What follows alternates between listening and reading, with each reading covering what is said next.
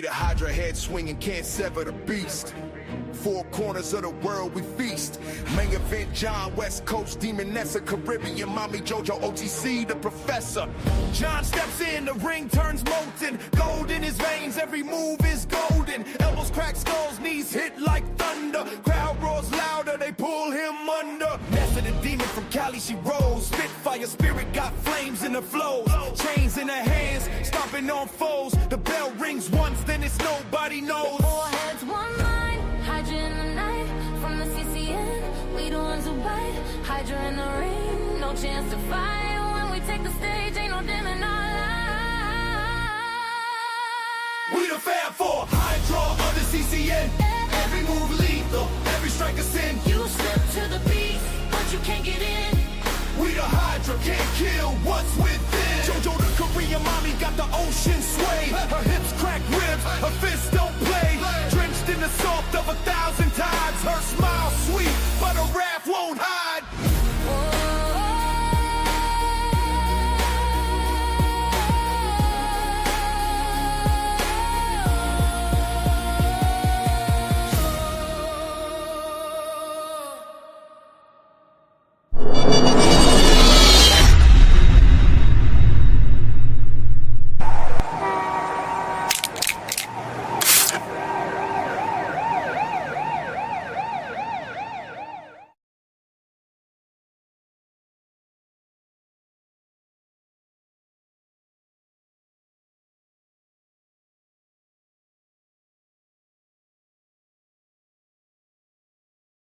Welcome to sports for you.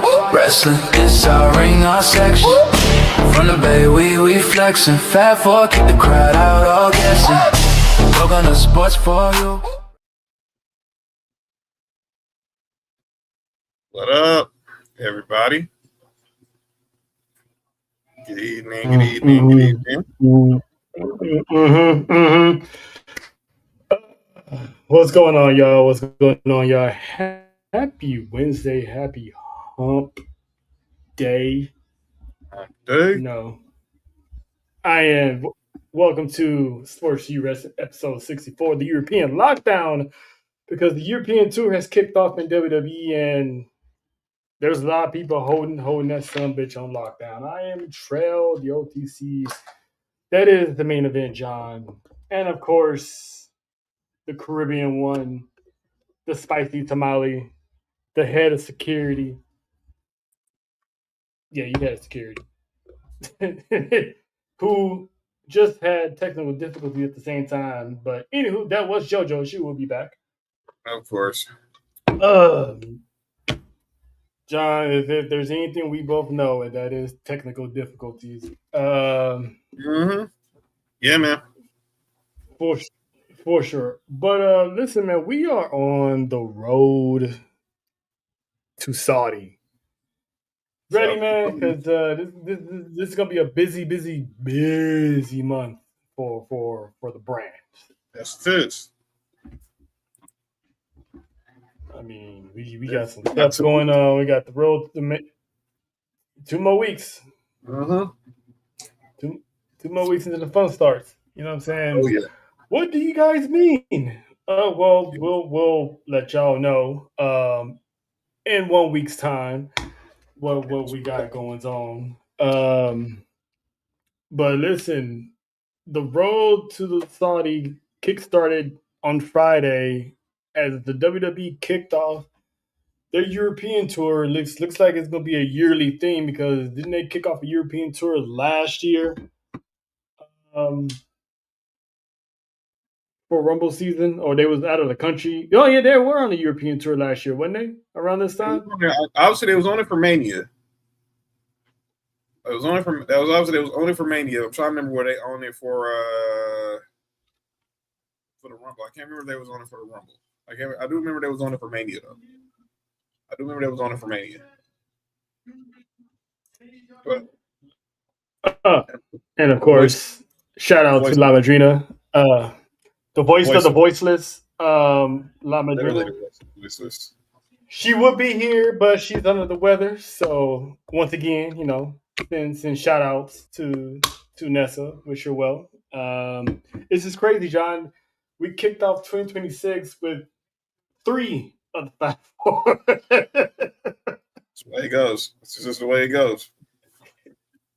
Last week, JoJo was MIA because she was sick, and this week, Nessa's MIA because she's sick. So we'll have all 4 eventually. But we still cause chaos no matter which number you get. And speaking of chaos, welcome back. Not you calling her the voice of the voiceless. What? It's crazy work. Yeah, it technically is. It doesn't have a voice. Yeah. Then how can she be the voice to the voiceless? And John and JoJo are the voice of the voiceless. So, so it works. It works. So any shenanigans, we're gonna capitalize it 2 times because we gotta speak for her too. But yeah, the European tour. Have we all got caught up on SmackDown? Because it was a pretty loaded show on Friday, and let's just get into another Randy Orton return. European crowd singing his praises as usual. Daddy Orton. Once again, Daddy Orton. I don't know. I don't know who y'all talking about. I don't know who she talking about. I know who Randall Keith Orton is. I'm speaking for me and Nessa. Clearly. The Legend Killer, the Viper, came out, and once again, he couldn't get a word in edgewise because Captain Lemon Pepper Stepper showed up. And listen, I said this before. I was right when NXT kept Trick Williams down there for a little bit longer because, man, the pop that man got was insane. But he's bold a little bit too because, I mean, come on, you interrupted Randy Orton, so you know usually what happens when you interrupt Randy Orton. I mean, slapped the mic out of his hand, pause. But he avoided an RKO because the Miz took his place. Again. So that's 3 RKOs in a 2 weeks time period. So are we looking at, is this gonna be like one of those fuse genres, just something because of the little mini tournament they got going on later? Well, I think it has to do with the tournament. I know we're gonna talk a lot about that. But Miz just found himself in the wrong place at the wrong time again. And this time he wasn't laughing. Yeah. No, he wasn't. But shout out to Trick Williams. Got his first win as officially part of the SmackDown roster against the taller Ray, as in Ray Phoenix. Yeah, I said it. Because I can't make child jokes on Wednesdays. What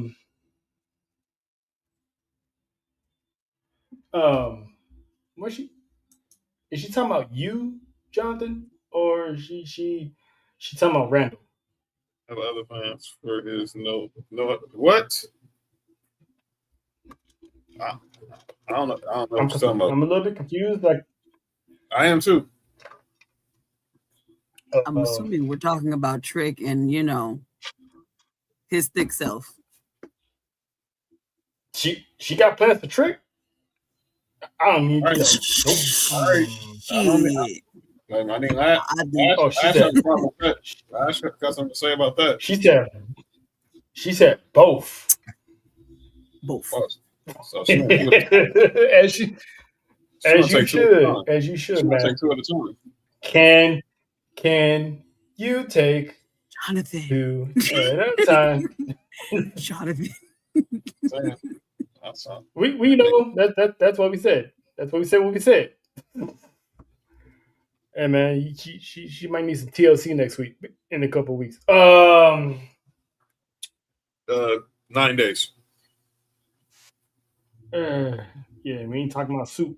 Okay, So, And then y'all have the audacity to say that it's me and Nessa that corrupted. Y'all blame us for everything. Y'all blame us for I say no such thing. Everything? For everything? So everybody blames me for it's like everybody just blames me for everything. The word of the guy. Accent come from? The guy who's living in the White House. That's Oh, and you gotta put your hands up here. That's how we made that Chris Prince. Hey, man, she needs the tonsils cleared. Oh wow! I was doing the episode he made the cameo on Fresh Prince when they were trying to sell the house. I don't think that's diabolical. Isn't it?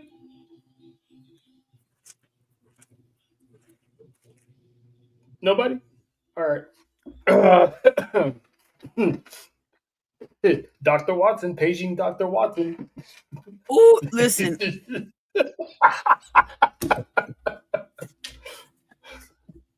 What up, Mike D? Yeah, she's already feeling better. Look at her. Big JoJo, that's his name.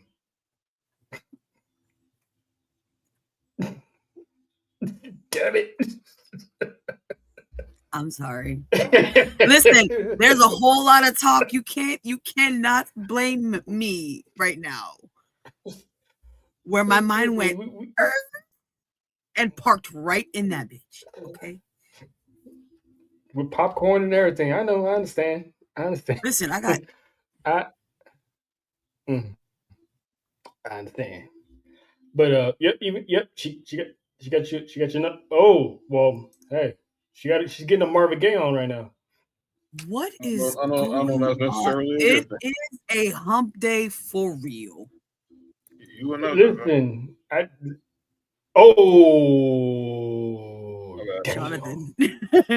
Jonathan, we ain't gonna start that right now. Let's keep going. Tribal Chief, what's good with you, bro? Good luck on Sunday. Yo, put the ones up for the Tribal Midwest Devin? Tribal Chief. Shout out to Devin. You know what I'm saying? Good luck on Sunday, bro. Yeah, good luck to them Bears, man. Because listen, those are the comeback Bears. They were the second half Kings. Yeah. All right, Nessa. All right. For jump day. Oh, someone's bouncy. Or is the Bouncy Bun Brigade? Yeah, shout out to Mimi. I had a joke for that when she said that, but I decided to leave myself out of it because I was at work. I didn't. So Bouncy Buns, huh? Bouncy Buns, huh? Bouncy Buns, huh? That sounded wild. Jonathan. I don't know who she rotating on. Don't tell me with a good time. I don't even know who she's telling that to. That's the problem. Me. Oh. Well, it is hump day. But anywho, so is anyone else getting the idea that there's a problem on the horizon with the Twisted Royalty tag team? Because Charlotte Flair didn't make the European trip. Talk about that she's sick, right? Last Legend and Nia Jax tried to, stir the pot a little bit, cause some necessary chaos. Here you go, sweetheart. Now that go make it to the European tour. Thank you. Yep. Again, props brought to you in part by JoJo Poppins. If you need it, she got it. She took a pay. She has some PTO. She has some PTO. Mm-hmm. And they were saying that anytime it was about Alexa, I like that one. I like that. Kudos, JoJo. Kudos. I like that one. Pissed them off. Because speaking of getting pissed off, somebody almost caught a case today, but I was on the phone trying to get this case to start. Yo, but what the heck? apparently, yes. We're not talking about that, man. And especially, if said person is watching, I do forgive you, but I still felt, if you know, you know. We wasn't talking about you. Oh, cool. I thought we were talking about that situation earlier. I thought we were talking about that situation happened at work this morning. Yeah, we don't need the world to know the Joanna Man story.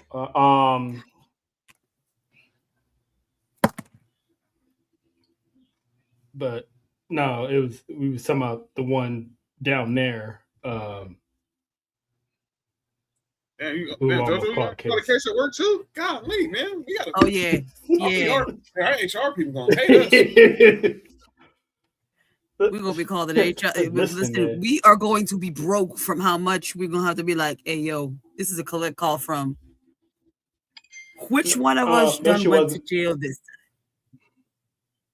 No, she wasn't. No, she wasn't. No, she wasn't. No, she wasn't. Nope, she was not. I said what I said. But anywho, I mean, they were saying that when it was all about Alexa Bliss, Charlotte Flair is nowhere to be found. So are we possibly seeing the seeds being planted for the first tag team in the women's division to be split? Jojo, what do you think? Is Charlotte legit being sick, or is she's still by herself? No, Nessa, you try me. Well, damn. I battle for mine.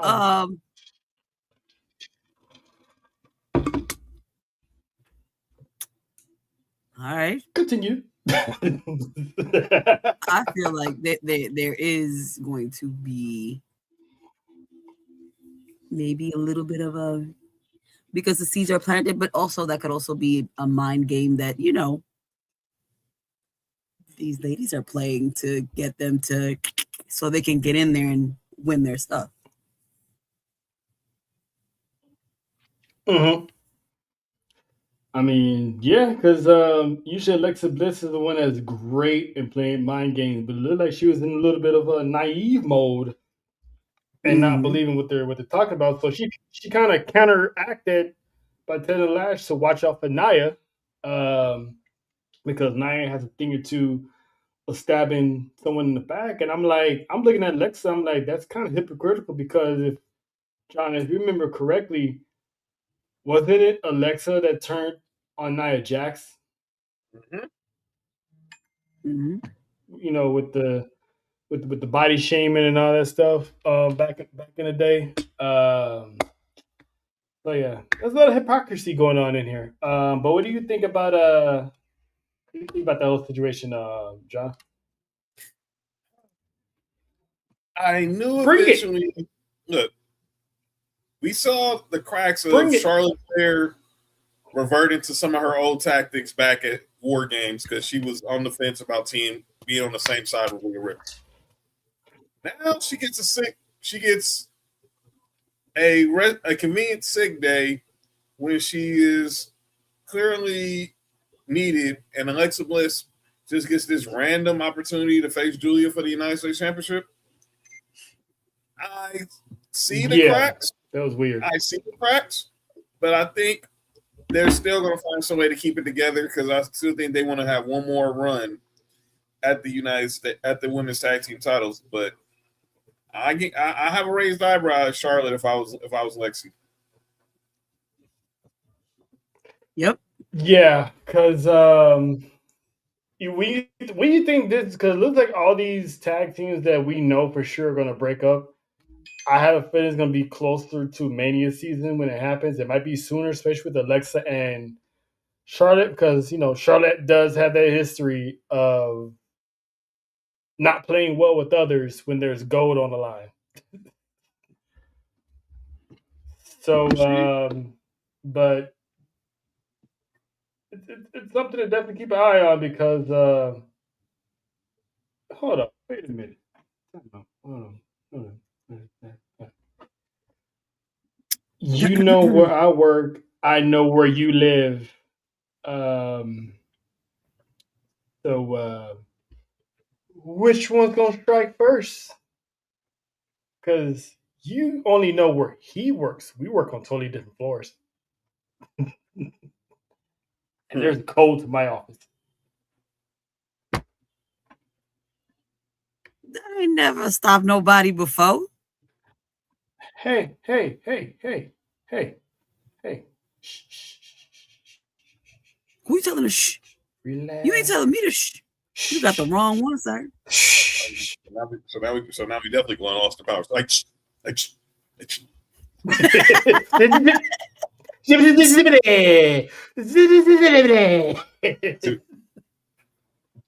we'll be zippy long stocking in a minute. Ma'am, you only have one way to find me, and I'm looking at them. So that's all your eggs in one basket right there. So this is Operation Scotty, Operation Nessa Don't. Hey, bring your back up. John. Bring.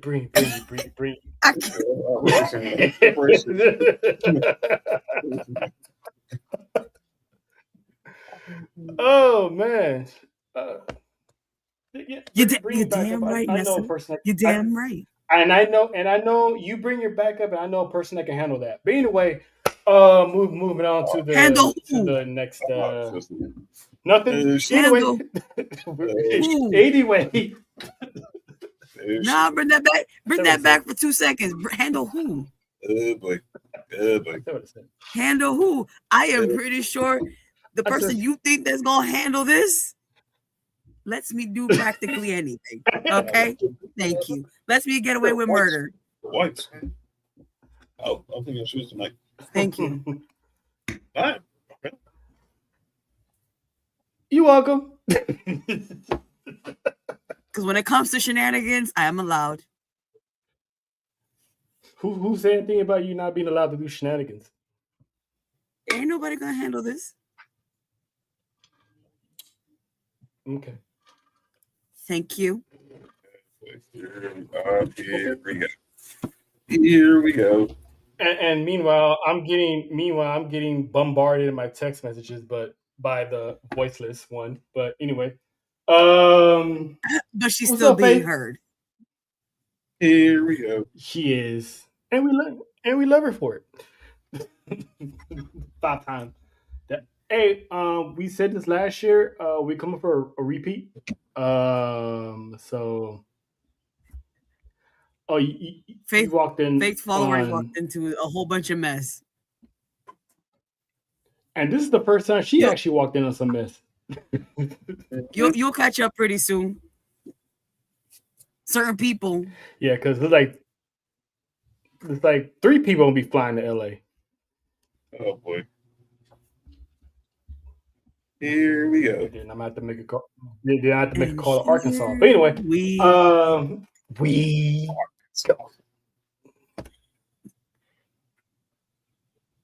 She's like crashing out even without a voice. Yeah, that's it. But anyway, so now you want now you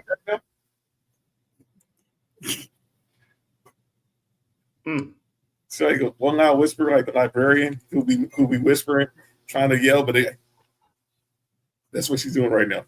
She ain't got no voice. That was me at that game. Oh, yeah. But listen, when I said I used my inside yell, that people were confused by that, but I'm sitting there like, it's a thing. I know what it was. Trust me, it's a thing. It's a thing. It's definitely a thing. I heard it firsthand. It's a thing, and it was pulled off. Chef's kiss, perfectly done. Like I've never seen anyone pull off an inside yell. You heard it, but you didn't hear it. It's the equivalent of an inside voice. Use your inside voice. It's my inside yell. I managed not to wake up the kids. They didn't even flinch. And she was doing an A-Town stump up in there too, doing a little shuffle. Yeah. You know, she was the little church dancey dance that you see. Mm-hmm. Yep, you're damn right. Took off the hat and everything, threw that bitch down. I know which dance you're talking about. I think I've seen that meme on IG. If I had a tambourine in hand, it would have been over. Oh, thank God you didn't. It would have been over. Oh damn! A late night bounty. That's crazy.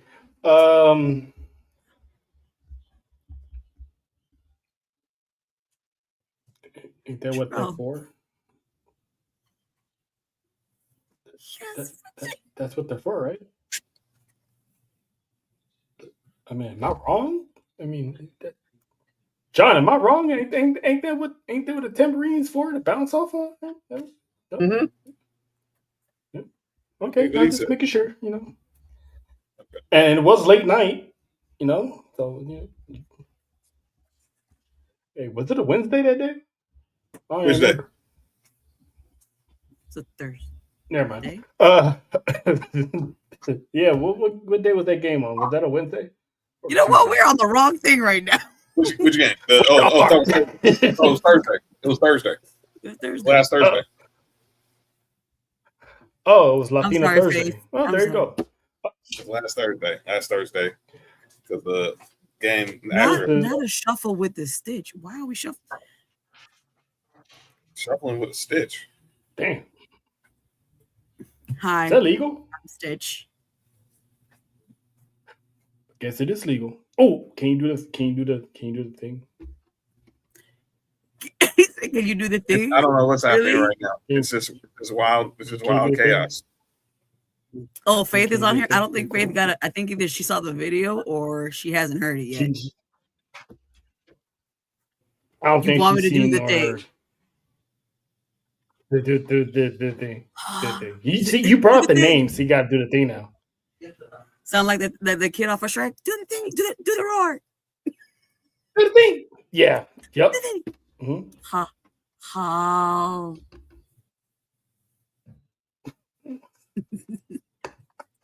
There. Listen. Here. Listen. Like the fact that I got two Tejanas that have their own separate voices, so if I ask them nicely to do it, they do it. JoJo has Stitch, and Nessa has Batman. And it never fails. You know what's crazy? You know what's crazy about that? You would think it would be the other way around.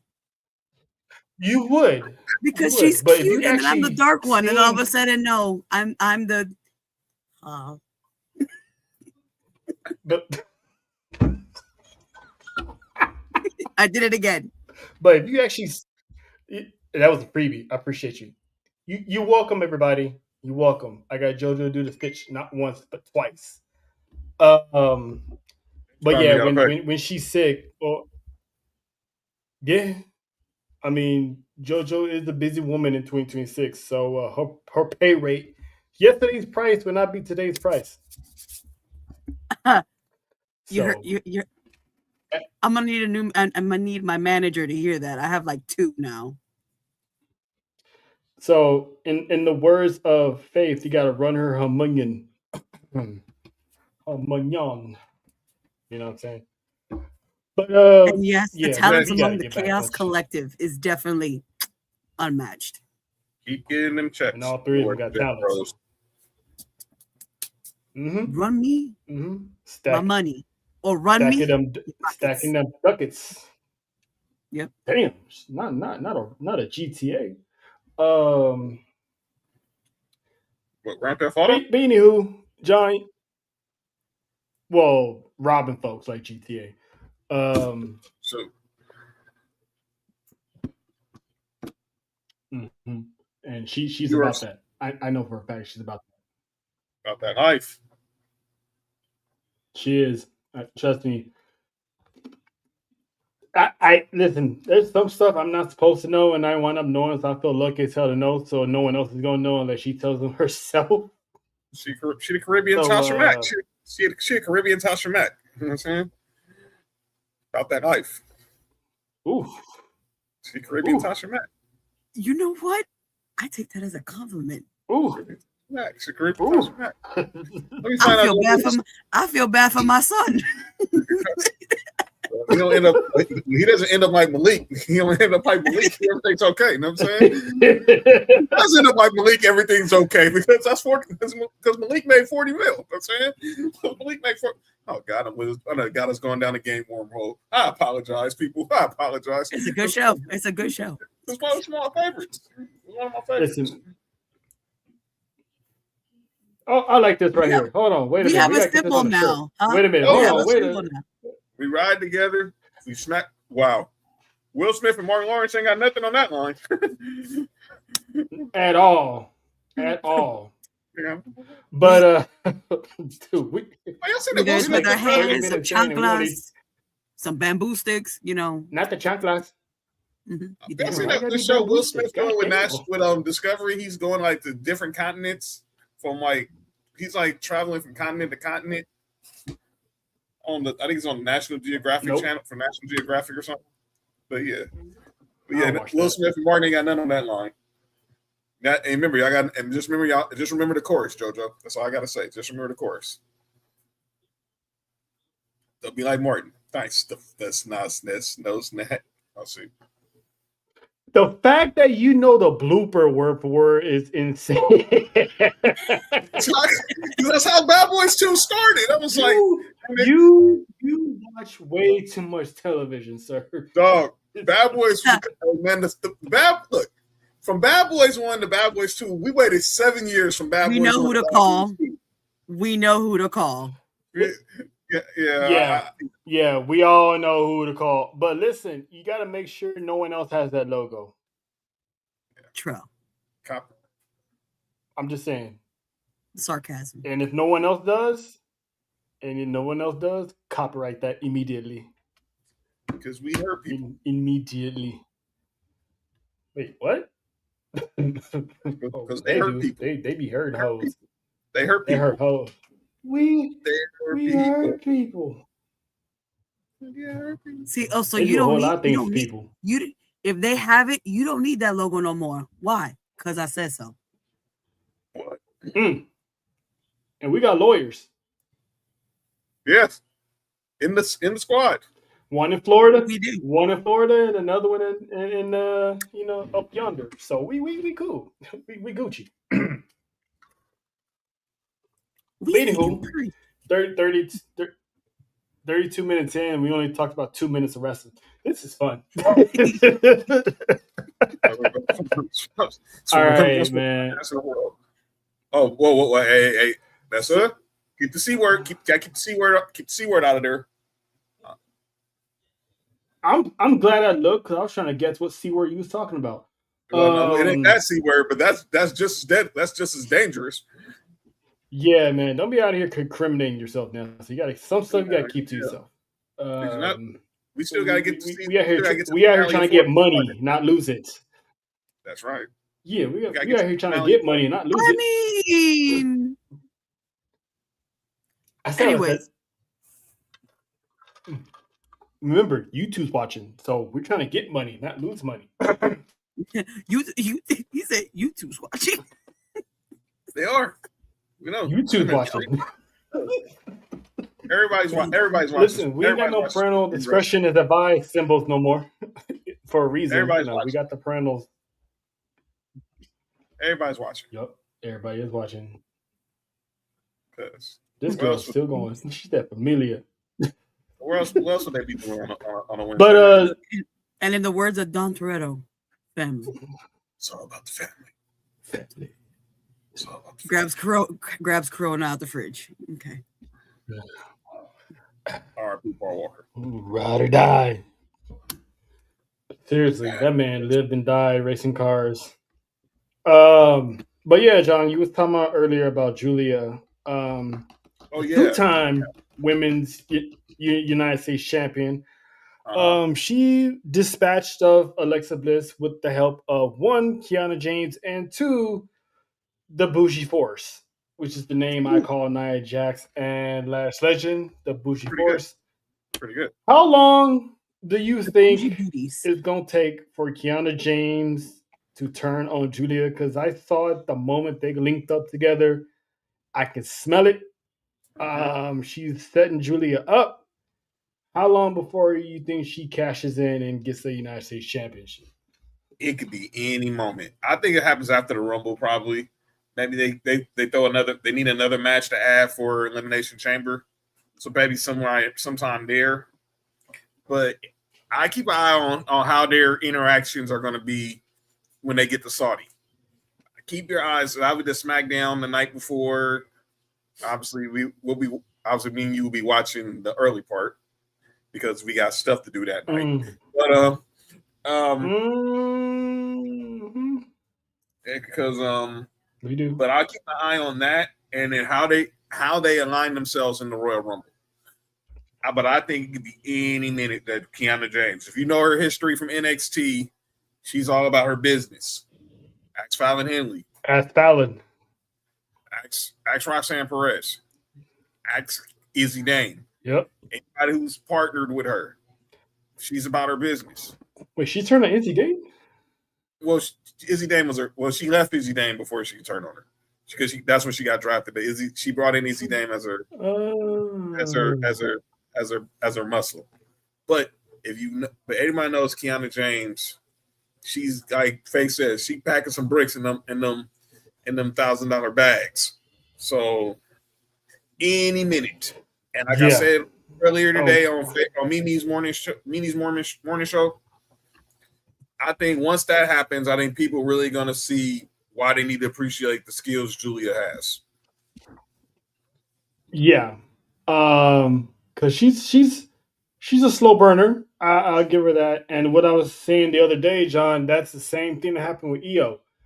It took Io years to finally get the recognition by fans. It took her years from NXT. She's a former NXT champion. Still didn't get the recognition. She came in the main roster. She was already in a group, so she never really went on her own. It's until now, the recent year, from Vegas last year to now, she's finally getting that recognition.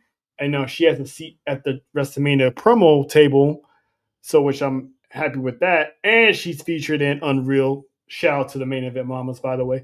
Yes. By the way, I saw the trailer for Io's part in Unreal. Dope. Yeah, I haven't seen no trailers because I actually want to go in there without any. It just happened to be while I was watching the replay of NXT for the preview. It just happened when I was just watching NXT. And it just happened to pop up, unfortunately. Yeah, no, I get it. But Julia, she's pretty much was supposed to be the premier one, but obviously she got overshadowed by me and JoJo's La Primera, who actually was proven to be the bigger star. So Julia's on the slow burn, and they're still positioning her to be, a top tier talent because obviously they gave her the United States Championship back after she beat Chelsea Green. So I'm expecting Julia to have a good year. I don't know when she's going to get moved up to, higher up on the ladder. It might take her another 6 months. Who knows? But that woman is talented. That woman has a marketable face. So she deserves all the recognition. And I agree, Mike, the woman does deserve better. But we what me and John have always preached is a slow build. You can't force it. Just let it happen on its own and we'll get there. Just ask Carmelo. That's perfect. That's a perfect example. Those words he said will stick with me throughout this year. Delayed but not denied. Those words will stick with me. As for those who we get it as wrestling fans, we get it, and sports fans, and entertainment fans, we get impatient when we want to see our favorites not at that pinnacle. It's just remember, it's a little delay. Like I saw today, J. Cole's new album's coming out next month. People been wanting a J. Cole album for a minute, especially after the whole Kendrick Drake situation. So everything's sometimes which he shouldn't have put himself in the first place. Right. So everything's a process, and I think Julia's going to get that process. But like me, you've been saying it, and you've been saying it a lot.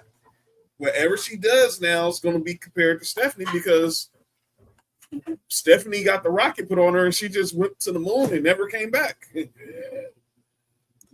And she's fine too. But anyway,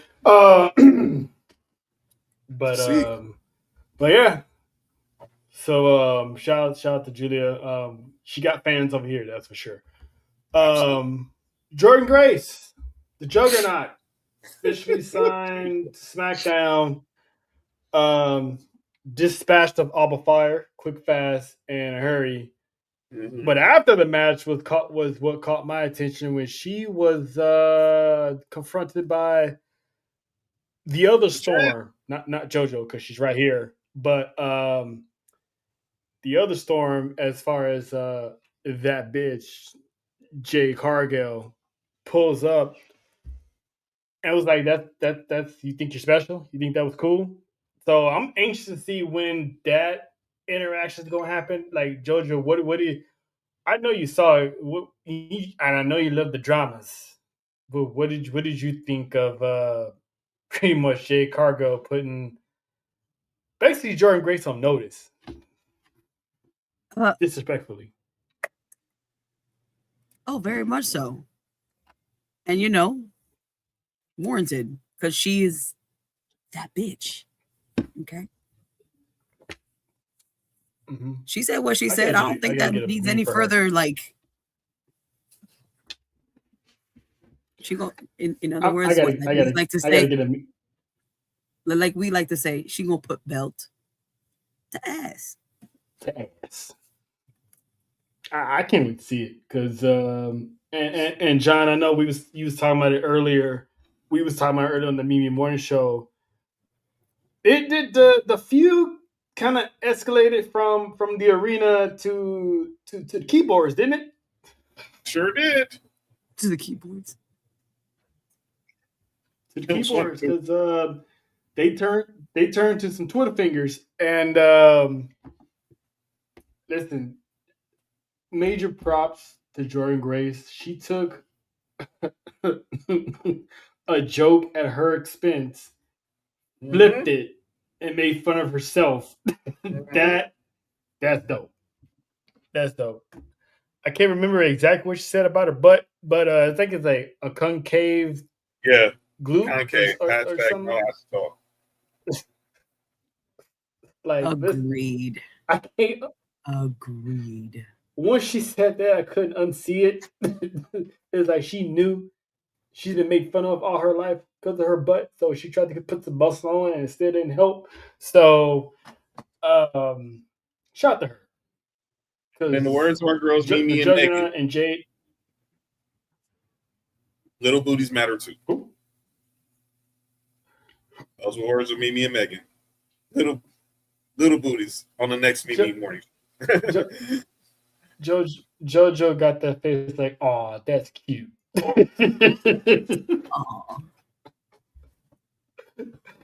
I can see the sarcasm in that smile. That's hilarious. Little cheekies. That is mad hate, but I'll allow it because it's funny. Little buns, but we'll call them dumplings. Little cupcakes, little 2 pennies, 2 cents, little 2 cents. Little Debbie's. Shout out to hostess. Oh, not the little Debbie's. Little Debbie's. I used to eat those. Little buns. But anyway, the actual buns. But yeah. So from one signee to another signee, Matt Cardona came back, did an interview, said he buried Zack Ryder, and then put Cody Rhodes. I'm foreshadowing here. Put Cody Rhodes on notice about he's coming for that WWE Championship. And Cody was like, "Cool. When I'm finished with Drew, I'll be waiting." Boy, that aged like milk, didn't it? But I'm looking forward to seeing what Matt Cardona does on the SmackDown roster. MFTs, they beat the Wyatts. Oh boy, it was a good one. It was a good one. I indeed loved it. Um, Bray Wyatt's peoples, Bo Dallas, Uncle Howdy was pinned. But why he was pinned is because he got distracted because Solo, JoJo's favorite Uce, outside of Jay, baby Uce, Solo was holding up that lantern, which pretty much is the symbol of the Fireflies and pretty much the legacy of Bray Wyatt. I found it interesting because, John, do you remember the last Samoan that held that lantern? I sure do. Shout out to our girl Sharice who had to refresh my memory. Yep, I thought I had the photo uploaded, but I didn't. But the last Samoan that held that lantern was none other than Roman Reigns. And this was way back then when they had that epic battle between the Shield and the original Wyatt family. That battle itself was very, very good. I was like, that was one of those, take my money, because that Elimination Chamber, that match was like one of my favorite pay-per-views, just the simple fact that it was the Wyatt versus the Shield. But I find it how the Wyatt family and the bloodline somehow are forever linked, because Roman did it to Bray and now Solo's doing it to Uncle Howdy. So it's almost like another iteration of the bloodline versus the Wyatts. And to me, I thought that was cool. What you thought about it, John? I thought it was genius work. And you ask OTC and your boy delivers. Yes. That is the picture Trail's referring to. Yep. When the Shield had the matter. And look at Seth Rollins wearing Rowan's mask. And now Solo is following in his cousin's footsteps. Clearly stealing that from the Book of Rome, studying the Book of Roman as he always does.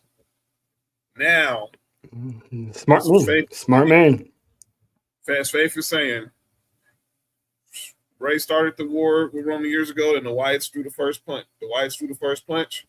And now Solo, he's been flashing that lane around the international tour like it's a brand new rollie. So I am enjoying it. And like someone said on Twitter, that lantern is the equivalent of what the urn meant to the Undertaker. Exactly, and how disrespectful CM Punk was with that urn. Oh my God! Don't remind me. Love you, Uncle Phil, but that was crazy. and especially bad timing, considering that Paul Bearer actually passed away. So it was just like all that rolled into one. It was just so cringe. It was good, but cringe at the same time because the man literally just passed. So listen, when Vince saw an opportunity, he gave zero. He gave zero. F's about it. But yeah, I'm loving this Solo because he's mixing a little bit of unseriousness, but he's really, really serious. So I'm anxious to see how this ends up, because I know it's probably going to end up with the MFTs winning the tag team championships. And imagine the domination, if you think about it, John, the domination of the Bloodline and the Tongans, because on SmackDown, you'll have the MFTs as the tag team champions.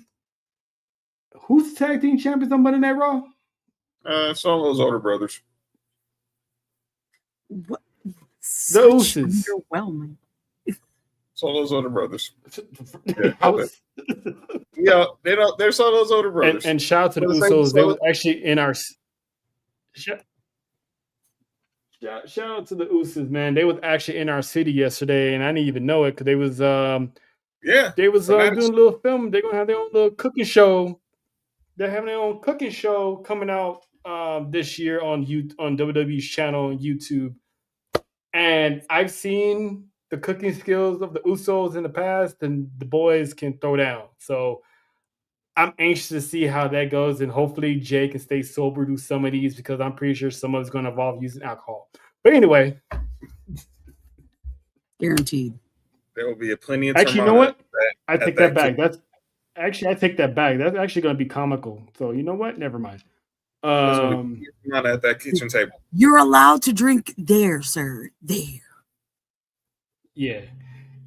And what are the odds that I see a certain Caribbean in the background peeking through the bushes while they're outside barbecuing some food, and I'm gonna hit the Matt Damon like, who that? Don't be $2. Help the brother out. Help the brother out. Need JoJo to get bail money for JoJo. Help the brother out. Help the brother out. Listen, she gonna be through the bushes looking like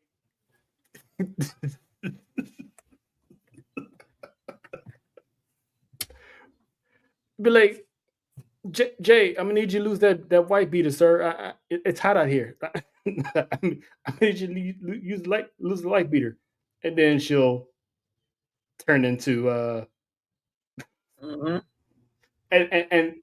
and that's where we're gonna need the money.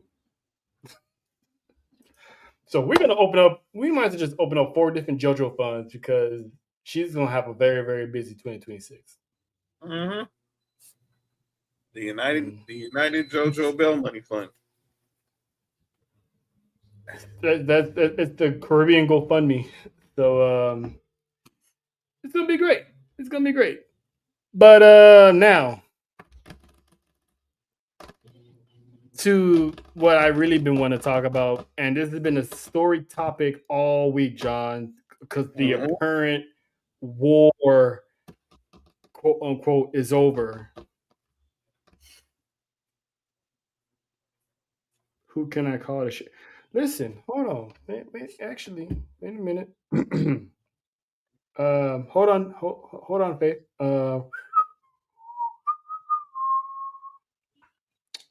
Anywho, but the main event, the 3 stages of hell, Cody Rhodes, Drew McIntyre.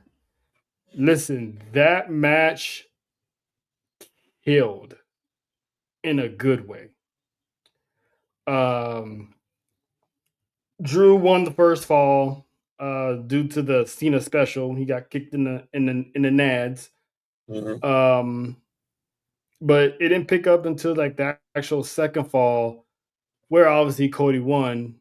But that third fall, that's where the spiciness happened. John and JoJo, that's where it really picked up because we knew something was going to happen. And what did I say had to happen in order for Cody Rhodes to lose that championship? And that was a return of a certain Bay Area werewolf, also known as Big Blood, pulled up in the shiesty mask. Or as they call it, the WWE return kit.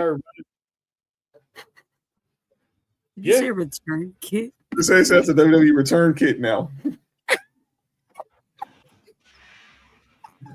Dang. No. Wow. That gives me an idea.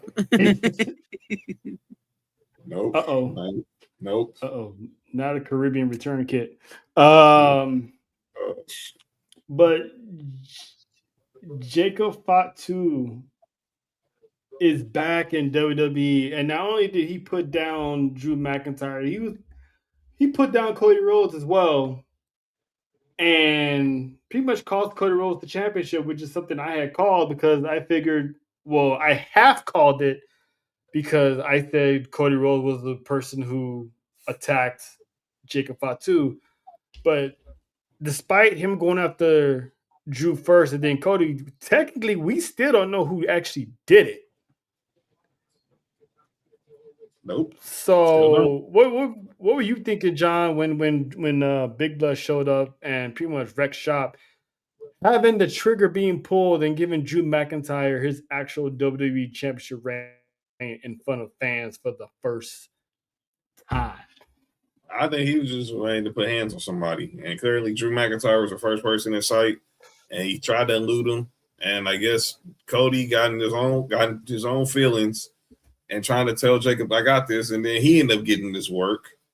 And Drew was like, "Oh, he's fighting Cody later." And I was like, "How am I going?" And there it goes. And look, I'm happy Drew got his moment. Look, I know everybody, for the fun of it, are two-stepping on Cody's grave right now. I understand it. A two-step. On Faith's comment, my sister Mimi from Black Wrestling, with how she was popping bottles in the Black Wrestling spaces yesterday. JT didn't help no different. Mm-hmm. Everybody, even in our meeting, everybody was celebrating like this was like, dude, like you would thought somebody like you won the lotto, but Cody Rhodes is no longer WWE champion. But on a serious note, I want to see where this goes. But I'm happy for Drew, and it was real convenient. He got the title over in Berlin, and the next day they just happen to be scheduled to do a live show in his home country of Scotland. So he got to fulfill his promise that he from 6 years ago, and now we'll see where this direction goes from here, because it can go many ways. Now, before we get JoJo's action to Jacob Fatu, we actually have a guest, because Jean did mention the people who were singing the demise of Cody Rhodes' praises, and this person showed up to stand 10 toes down on her celebration, and coming fresh off the island of ATD. We love those girls. We have Mother Oos, Big Oos, and that is one Wrestle Faith. What's up, Faith? Ain't no more Cody Rhodes. Ain't no more Cody Rhodes. Really? That's what we doing? That's really what we doing? She said, "Ain't no Cody Rhodes." Long live Stardust. Okay, we're not going that the far. Disrespect. We're not going that far. You can piss on the man's grave. You can call him. You can bring up all the dashing stuff. We're not going to start. We're not bringing up Stardust. Hi, Mimi. You mean undashing Cody Rhodes? That whatever he's supposed to be. Before Faith unleashes her tribal. Before Faith unleashes her tribal chaos, JoJo, your thoughts on Jacob Fatu coming back with what Manny likes to call the Roman Reign 3000s, aka new veneers? One word for me. Finally.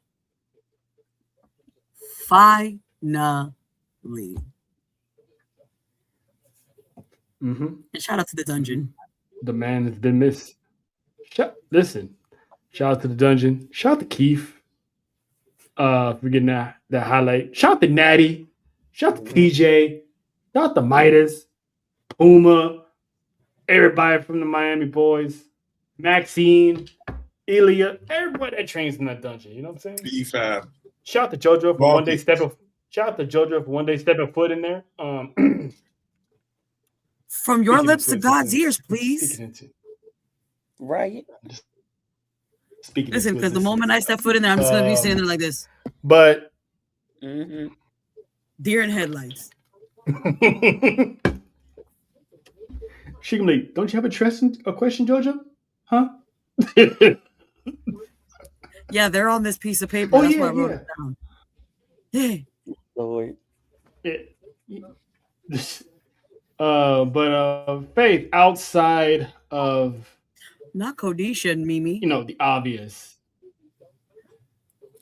Shout out to Mimi. Mimi's morning show. That show was awesome. Hashtag LBM. I love the vibe. I love the vibe that Mimi has on there, and she's just one woman doing it all by herself, and it's almost like she's having different conversations about trying to fix this, do that, getting distracted by this, and it's like this is comedic gold. So shout out to Mimi. She's doing big things. She's gonna be on the show with Devin, the Tribal Chief, tomorrow. So y'all go check out Devin's channel and go show Mimi some love. Tell him the Fab4 and Big Ooh sent you. I gotta catch reruns because Mimi be trying to be having morning shows while my job is going down in flames, and I'm like, I can't hear a dang word. I can't sit here in peace. Damn it! Listen, like she caught on when I was on my lunch break. I was like, you know what? I'm glad it did because it was fun. It was fun. I love the conversation and the way she had that show combined with the spaces, so it was like one big party. So it was dope. Yes, Mimi. I'm celebrating because you deserve your flowers. It was good. Good entertainment. Great entertainment. And somebody didn't listen to the warnings we tried to give her. Here we go. Yeah. I will risk it all for the twerking technique. Okay. I heard about that, Faith. Listen, I try to be, listen, I'm gonna be quiet. You almost got fired the other day. We don't need you to we don't need you to be getting fired for every day of the week, all right? Look, I just gotta learn mute. That's all. I just gotta learn mute. Mimi, I hope you got that lunch. Oh, yeah. We don't need to talk about that. See? We don't need to talk about that. That's a little personal. He said that's a little personal. That's a little personal. I want to know. Or somebody's We'll tell you. I do have some comments about Jacob and that 3 stages of hell match. Oof. Yes, go ahead, Madam Faye. First off, there are quite a few people that owe me an apology for telling me I know what the hell I was talking about 2 months ago that this 3 stages of hell match was gonna happen. I ain't gonna point nobody out, but I'm just saying. Also, when I said that Jacob was gonna come back at a prominent time, But here's the whole thing. Trail, you kind of talked about it earlier that we still don't know for sure who attacked Jacob. And a lot of people, when we were watching live on Friday, a lot of people were confused. They were confused because why did he attack both? That's because Jacob don't know. Mm-hmm. This is not meant to be. And Cody didn't mind his business. But I want y'all, please, because this is what I do after every time ADD goes live. I wait a day and I go back and rewatch the episode and I take notes. Right. Go back and watch from the moment that Jacob appears. Mm-hmm. You see Drew's face, and everybody assumed that Drew ran because he's guilty. No, Drew ran because he's tired of people. PTSD. Yes, PTSD, especially that bloodline. He's tired of them interfering in his matches. And he'd rather go over the cage to get the title than to let them, than to try to fight it out with Jacob. Mm-hmm. But if you go back and watch Cody's reaction when he realized Jacob came in the ring, Cody wasn't shocked. He wasn't shocked. Go back and pay attention to Cody's face. Cody's face was calm. Cody was not shocked that he was there. Normally, when someone interferes in Cody's match, he'll walk, what are you doing? Wait, standing there asking all that. He didn't. He looked at Jacob. He stood in the corner for a minute, y'all. He hesitated. He just stood there. Then he walked over, went to turn Jacob around, and Jacob just started whooping that ass. Religiously. And if you look at the end, when the camera went out and Cody was kind of draped over that, I think it was the middle or the bottom rope, he wasn't disappointed. Middle. He wasn't all there. He was like, this mother. Mm-hmm. So this is not a one and done. And no, it's going to involve all three of them because if y'all remember, those three was Cody Rhodes and Drew McIntyre were the last people seen publicly before Jacob Fatu got jumped. Because he was talking to Cody and Drew McIntyre was all the way in the back peeping out the scenery. So somebody did it. And I'll say go ahead. Roman, just like Roman ain't never lied. He might have manipulated, he might have done some things, but he ain't never told a lie. Drew might cry, he might whine, he might fuss, but Drew ain't never told a lie. Not with this new character of his. Remember when Jimmy came to jump Drew? Assumed that Drew was the one that attacked Jacob because why? Oh, Cody couldn't quite possibly do it because that's my dog. Cody's the Uso. We got a lot to talk about Cody later because the plot thickens with Cody Rhodes. But I'm just glad Jacob's back. I can't wait to hear what he has to say because we need answers to these questions. Because to face point, Cody had the same facial reaction that Bianca had when Jade came back at the Elimination Chamber. That's what I was thinking. Exactly. It wasn't a look of panic. Thinking. It was a look of shit. Did it look familiar? Because it sure enough did. Yeah, it's called guilt. Oh, did. Breaking news. Damn, why he yelling? I don't know why. Why are you yelling? I'm saying breaking news. What's happening? Powerhouse Hobbs' deal with AEW is up in the next 50 minutes, and it sounds like he's heading to WWE. Damn. And this is just right after they just signed all 4 of the Rascals. Well, I was going to mention that later, but thanks, John. Oh, sorry about that. I know we still got news and notes, but this was just breaking. It's just coming across the wire now. There was rumored. There was rumors anyway that WWE was interested in Powerhouse Hobbs anyway. So I kind of figured once his contract ended, he was going to walk on over to NXT. I thought the contract was. I know the contract was over in the next 50 minutes. I thought the way they was talking, he was like months from now because nobody knew when it was. It was just. Yeah. It's about to be a lot of folks. Yeah, because I haven't heard there was that. Yeah, and TNA got the Rascals like John said, but let's see how they use them. Because I think Tony Khan just signed them out of pettiness. But anywho, back to Kodisha.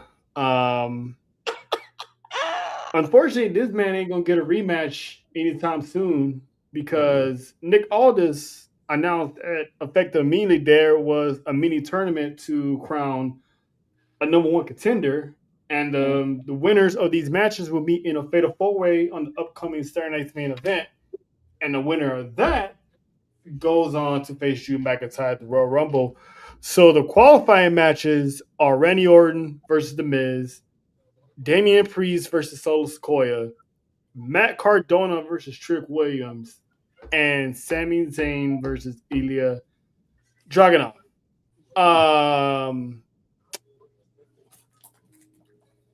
How are they gonna do Sami Zayn? Because like I was saying weeks prior, this underdog story is kind of getting kind of stale. I know they're not gonna make me believe that he's gonna beat Dragunov, right? Yes, they are. What do you think about Sami's chance? Okay, Sami will go to the finals. I said it Friday. I said it Friday too, Faith. Unfortunately, I think it's gonna be Sami. I think Sami should lose, and he gets into the Royal Rumble. You know what? I have a new Royal Rumble. Whoa! What kind of what? I have a new Royal Rumble. Put the sauce down. No, a Royal what? A Royal Rumble. A Royal Rumble pick. I've picked someone new. Oh, okay. Who you got winning the Rumble this time? Braun Breaker. Mm. And I can tell you why. I still got Roman. Oh, well, I still got Roman, but with the news I got today, I'm probably gonna change my pick too. Do you buy But that I'll story? save that for later. Okay. No, but I want to talk about it anyway. Okay. It's one of those take it with a grain of salt type of stories, which could be true because let's dive back to Io and Rhea. No one saw that happening. So I know what you're talking so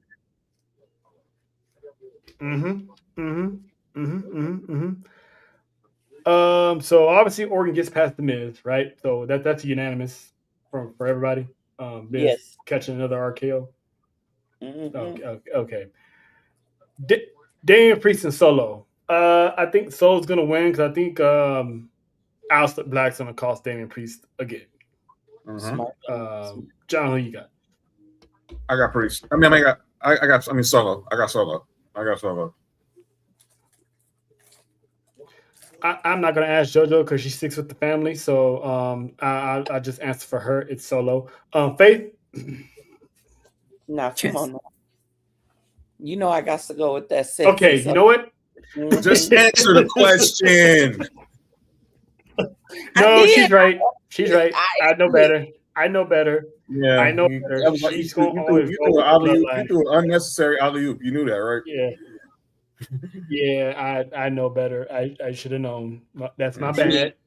You mean my bad. Alley-oos? Jesus Christ. Alley-oos. Mm-hmm. Yeah. So Matt Cardona and Trick Williams. Trick. Faith? I've been thinking about this one. I haven't come to a conclusion yet because I'm like, is it too early for Trick? But also Matt just came back. Why would they push him forward? So I'm gonna go on and roll with Slickback. I'm gonna go on and roll with Slickback. Okay. So JoJo, you got the lemon peppers too? You damn right. Extra sauce. Listen, that man showed up with them lemon pepper steppers. Lemon peppers. And roasted John, the hell out of Stanton. Shout out to the lemon peppers. He did. Shout out to lemon peppers. Shout out to Wingstop. Undefeated. Better than Buffalo Wild Wings. I don't care what anybody has to say. But speaking of clock it, side note, shout out to my girl Jada Parker. She back on my TV screen. I can't wait till this is what we doing. Oh, she looks so good. Fine. I'm saying my thoughts chaps she was wearing. Yeah, the chaps she was wearing. Listen, she gave everybody the chaps. Wow. Wow.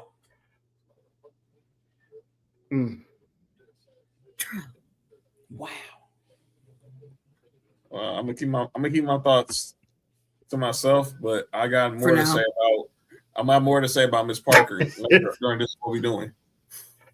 Exactly. The haters gonna have to shut the F up. Uh-oh. Haters gonna shut the F up, dude. Anyway, I'm getting sidetracked thinking about Miss Parker. Sorry, JoJo.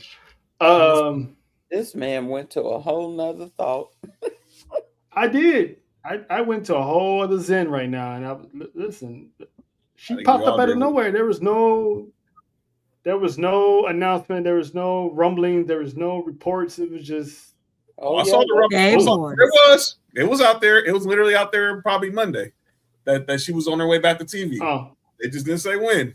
I mean, I knew she was by watching her live event videos and stuff. So I knew she was on her way back. But yeah, we'll dive into Jada Parker later because I'm anxious to see how this run's going to be. This might be the refresher course that she needed. Monday Night Mommy. Now, Rhea Ripley, Io Scott. Excuse me. My bad. They are the new women's tag team champions. And they pretty much was out there celebrating, gloating, until the itty bitties showed up. Not the itty bitties. The itty bitties. The littles. Listen, I didn't make the names. Somebody else did. The littles. Yeah, me and Nessa. Liv Morgan, Roxanne. Yep. Liv Morgan, Roxanne Perez. Listen, the Judgment Day women is just like the Fab Four. It don't matter which collective group you put out, it rolls. Because whether it's Raquel and Liv, Raquel and Roxanne, Liv and Roxanne, Liv, Roxanne, and Raquel, it works. Like, listen, those women are handling business. Yes. And so pretty much they came out, confronted the tag team champs, and it's cool. It's a little refresher because this is the first time Liv and Rhea has come face to face really since last year's Netflix premiere. That's right. When Rhea beat Liv Morgan for the Women's World Championship. And we all thought that was it. This was done. They'll never see each other again. And they didn't. And here we are again. And just like Liv said before on Raw Talk, she's the Joker to her Batman. It's like Rhea's the villain in her story, and she admittedly saying she's going to be the villain in Rhea's story. So those two are forever going to have that connection intertwined. So yep. My question is, I already know where JoJo's going to go. Yep. But I'm asking anyway to everybody else. When this match happens, does Judgment Day walk away with the tag team titles, or does Rio retain going to WrestleMania? I feel like John, I'll start with you. Nah, the match happens a week from Saturday in Montreal. And I still think Team Rio, they're not going to lose. They're not losing their first match. They're not losing their first match with the titles. But Rhea hates Canada. I know, but I'm still holding out hope of my wish that these women all meet when they get to the land of CM Punk, and that Satan structure known as the Elimination Chamber. I'm still speaking it into existence. Listen, we get all 6 of these teams. The title can still change hands between now and the chamber. They can still have the chamber. I think Rhea and Io walk into chamber at least to chamber as champs. Okay, that sounds good. Faith, they're going to go through money on. They're going to go through some mountains to get there, though. I'm gonna say they're gonna retain, but I'm gonna say because number one, that match ain't ending clean. Ain't no way. Not with the rich RT roaming around. Not with the bougie bullies roaming around. Not with Bailey and the Bird Lady roaming around. I'm so pissed at that tag team, but whatever. You just say the Bird Lady? I swear to God. You know what tag team I know ain't gonna interfere? I don't see Twisted Royalty. Well, Charlotte Flair might take another that is true. She might take the whole European tour off. Looking like we're not going to see Charlotte Flair. We're not going to see Charlotte Flair today in Canada. I agree. Is he? I agree. Every time I look up, the man's acting the fool somewhere. The last picture I saw him, she posted a Christmas picture. Rick is getting up there. He's getting up there. But the reason the man still goes to the gym. He do, and he still won one more match. I'm like, Rick, no. How about what? You almost died in your last one. Don't do that. Your ass better not pop up at the Rick Flair wants one more match? Yeah, he do. Better be with the doctor. How about no? Trail. He better be with the doctor. He better be with the doctor. Listen, man, I'm just saying. If y'all the man needs to. Sorry, Trail, go ahead. Oh no, that was it. That's all I said. All I was gonna say, if y'all noticed, they already planted the seeds of demise for Twisted Royalty on Friday. That's what we were talking about earlier. That Lash Legend and Nia is stirring a little bit. You know what I'm saying? When it's not about Charlotte, she MIAs. So I can't wait to see how that goes when she shows up again. Because I'm gonna stand 10 toes down on believing that she's gonna skip the entire European tour, leave Alexa alone for these next couple of weeks, and don't show back up until they're in Canada or the Rumble for heading to stand. I think she'd be back before then. She's not. Yeah, she. I think we don't see her in London. We don't see her in London Friday. We'll see her definitely when they get to Montreal. Yep, and she gonna be like, "Where you been? You feeling better?" Like, "Oh yeah, I'm feeling much better." Although they bringing up the Rumble makes it be pretty awkward. That would be pretty Charlotte Flair for her to just show up at the Rumble. I'm gonna just say that, Alexa, you know what to do. You need to stop playing with your hidden alter ego and let that heifer come on out and turn Charlotte into your new little doll. I'm trying to see something, please. Thank you. Yeah, we need Alexa's Playground back. We need the the demented version of Alexa. She's I love to see the woman smile, but we gotta turn that frown upside down. Well, turn the happiness upside down. Speaking of turning stuff upside down, and Liv Morgan pretty much reassumed her role as leader of Judgment Day because she walked in on Finn Balor playing a video game, which is the Judgment Day way. They are always playing 2K, and I like how Judgment Day be playing 2K because every time they play 2K, they're playing a match that usually 9 times out of 10 plays out in real life. So if you notice, when Finn was playing 2K, it was him versus Cody Rhodes. Cody Rhodes. Which, given what happened on SmackDown, I'm not sure if that match can still happen, but I'm trying to figure out how they're going to get there. And since there's no championship involved as of right now, but Liv was like, what are you doing? And she was telling him, like, me and Roxanne, we ain't waiting for a title opportunity. We're taking it. Raquel ain't waiting for a title opportunity. She's taking it. What are you doing?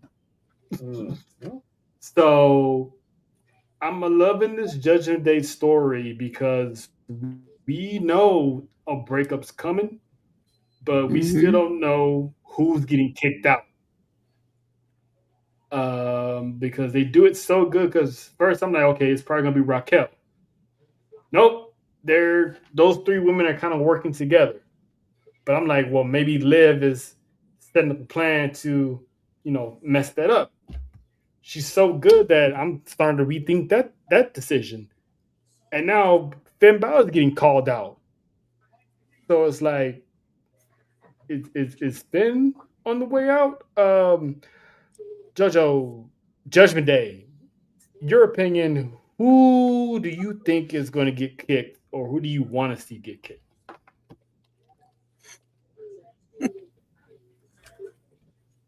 I was gonna be a little mean.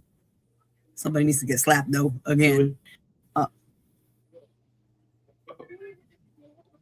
We allow it. It's Finn, though, because he's, like you said, he's been called out a few times. So I feel like it may be Finn. Finn. not Finny Finfin. Faith. Mm-hmm. Think it's Finn also? At this point, it could be damn JD McDonough. Look. Right, getting kicked out while he's in rehab. That. Yep, Will Farquaad don't stand a chance. He's on the list. I'll say this. I'm actually kind of not trusting Liv right now. She too smoothly stepped aside to allow Raquel to go after this title. Mm-hmm. I don't know if she decided to do that because she could get tag team gold. I don't know if she decided to do that because she's got another agenda. But what I can see happening, I do think Raquel might be the one.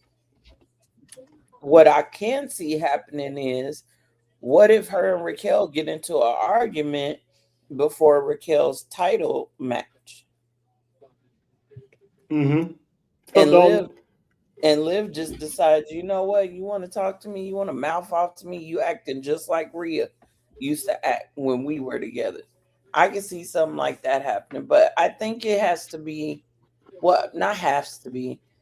I think it's either going to come down to the Prince demon coming out and coming back and saying, look, I don't need Judgment Day. Or it's going to come down to Liv and whatever hidden agenda she's got to push Raquel out of her way. I just don't, it's not sitting right with me that Liv was just so easily accepting of getting into the tag titles remember when Raquel and Roxanne had them and Roxanne tried to give the tag title to Liv. She was like, no, you keep that. Liv wants that women's world title. Ain't no way she just gonna give up so easily. Mm-hmm. So that's my thought. But she is so Liv Morgan is so unpredictable that the fact that she literally could be genuinely cool with Raquel going for the championship, then she's actually selling for the tag team titles for right now because maybe she really does want the Judgment Day to be on top. But she is so unpredictable. We got us second guessing that she's literally, genuine, or like you said, Faye, she's still got a hidden agenda that we do not know of. And let's say Finn does get kicked out, right? Are we looking at Dom being like the luckiest man in the world because it's basically an all-women Judgment Day with Dominic Mysterio at the helm? Because I'm assuming JD is going to leave with Finn anyway. So,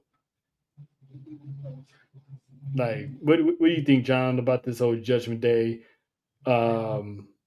Because now it's finally getting juicy because now we don't know who it's going to be. They could pull a swerve and it could be Dom for some reason. I think it's right out of the Judgment Day. I think it's Raquel. Mm-hmm. I think it's Raquel.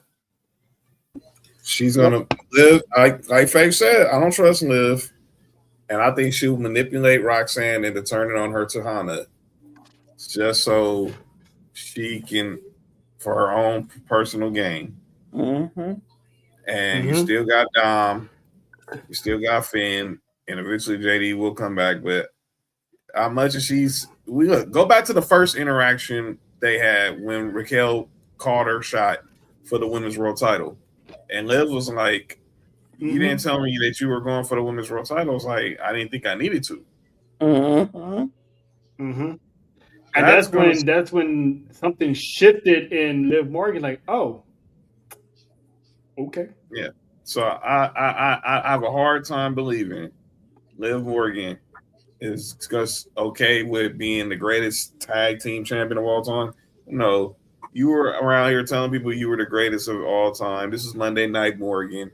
Obviously you talk like a superstar. You call Roxanne Perez you're young. So she is. you call her your young, so you're gonna take your young and throw her out there in the jungle and make sure she takes out the take out the tiger, which is Big Sexy. By the way, am I really realizing everything now she's doing is just a total a female version of Kevin Nash now. Also, Kevin Nash now. So shout out to her for taking the criticism and rolling with it. Mm-hmm. So I think it's Raquel, and I think that sets up what's going to happen, and I think we'll get the breadcrumbs at the Rumble, but by Mania time, Big Sexy and Monday Night Morgan are going to have it out. That's my call. They're going to duke it out. Can I ask a question, ma'am? Because sometimes I gotta play devil's advocate and just fuck up the whole thing. Okay, Stardust. What if it's not somebody getting put out, but two people just leaving? That's not the realm of possibility. That's what I was about to say, Faith. What if it's Raquel and Finn? They ain't the two I was thinking about. Liv and Dom. I mean, I still think it'd be Liv. Yeah, I always had that. Me and Nesta was the first one to talk about it. It's gonna be Liv and Dom moving on. But the way the story goes is like, what if it is Raquel and Finn that leave Judgment Day? Or we could get an epic match. Raquel and Finn versus Liv and Dom, because there was supposed to be, before Liv got hurt, beef between Finn and Dom. Mm-hmm. And there were two possible matches: Roxanne and Finn versus Liv and Dom. Mm-hmm. Or they were gonna do, which I'm glad they didn't. They were going to do. Oh my God.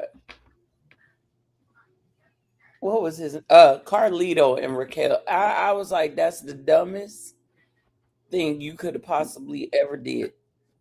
Because what did Carlito? But I could see both of them with championships on their shoulder, and they both like, look, we don't need you losers anymore. Y'all holding us back. And that's when Liv cashes in. That's when Liv turns on Raquel, and there goes that feud. Yep. But I am waiting for it to end. Storyline. It needs to end. Yeah. Me too. And because it does. It ran its course. It got a little juicy when everything hit a reset button when Liv went out with that injury. And now that she's back, it's like now there's more layers to this. And because Liv can still win the tag team titles and still come after Raquel for the World Heavyweight Championship. So that'd be something. And while we're on go ahead, Faith. I also think people need to be reminded, and by people I mean the women's division. Y'all go ahead and hot potato that women's world championship for a little bit. Because when Mother comes back, y'all all need to proceed with goddamn. Okay? Ain't nobody forgot her. Ain't nobody forgot. When that woman showed the chaos, you want to talk about Chaos Collective? Listen, that woman herself is an entire Chaos Collective. So when she arrives on the scene again, it's going to be hell to pay for whoever has that championship. And it would be so apropos. If you think about it, Faith, John, JoJo, it would be so ironic that when Naomi comes back, Liv Morgan's holding the world championship. It'd be crazy. Look, the irony. It all comes full circle. Don't tease me with a good time, okay? Listen, that's what I'm saying. It's like she survived the Naomi beatdown a year ago. Imagine she hasn't survived the second time around. So, but yeah. And she'd be the one putting everybody on notice. Baby out. Mm-hmm. She's close to being due. So, and I'm gonna say this too. Y'all think Naomi was something else with this proceed with caution? When you become a mother and you have a purpose for your fight, proceed with everything, y'all. Proceed with everything. I can't wait till she come back. She will be like, whoever has that championship took money off my tape, off my bank account, and took Enfamil off my baby's bottle. Speak on it. Plus, I do know. Shout out to Big Jim. I do know a storyline that she's gonna be a part of. Was supposed to be a part of when she get back, and if it's as epic as the predecessors.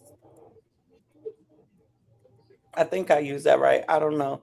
If it's as epic as the ones before her, even though they are a different gender, oh, it's about to be good.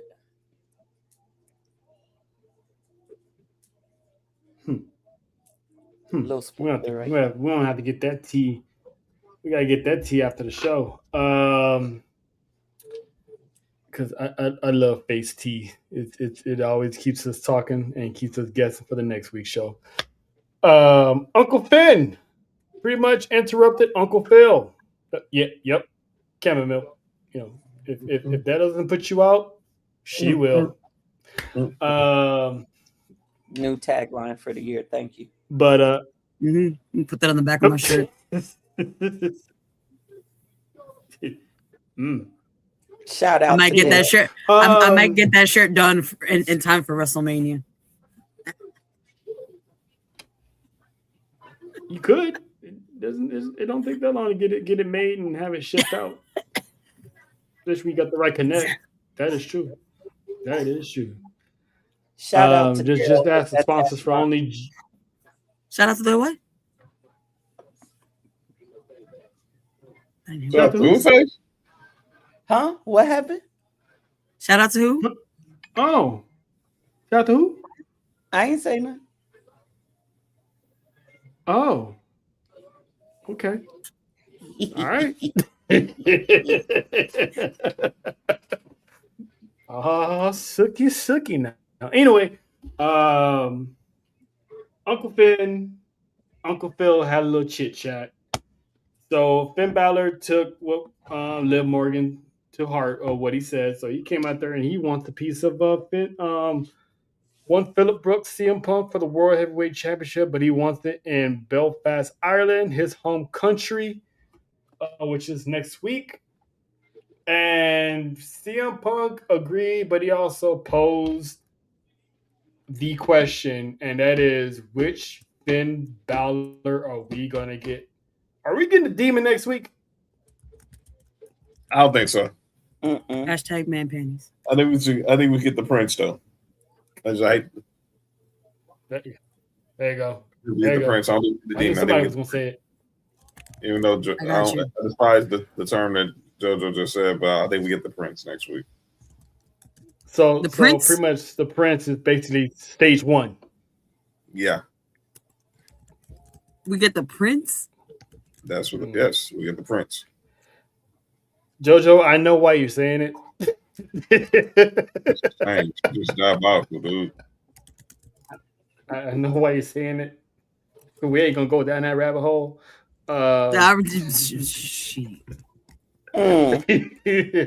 Listen, that sparks that debate way too many times in the group chat. But yeah, he's definitely not the GOAT. But anywho, so now with Cody Rhodes losing the WWE Championship, quote unquote, unexpectedly, does CM Punk make it? Hell, does he even make it to Chicago as World Heavyweight Champion? John, what you think? Yes. Yes, he's gonna make. He'll make it to the Windy City. He's gonna make it back to his hometown as the World Heavyweight Champion. There's no way he's that pop. I mean, but it could. I mean, he could win the title back in Chicago. But I think he walks in. It's more sentimental. Him walking in with gold. Obviously, walking out with gold speaks for itself. Mm-hmm. But yeah, he makes it to Chicago. He makes it to Chicago. She can't go. She can't go. JoJo, who you got your money on? Does Phil make it to Chicago? Hell, does he even make it to Vegas? I feel like he needs to. So yeah.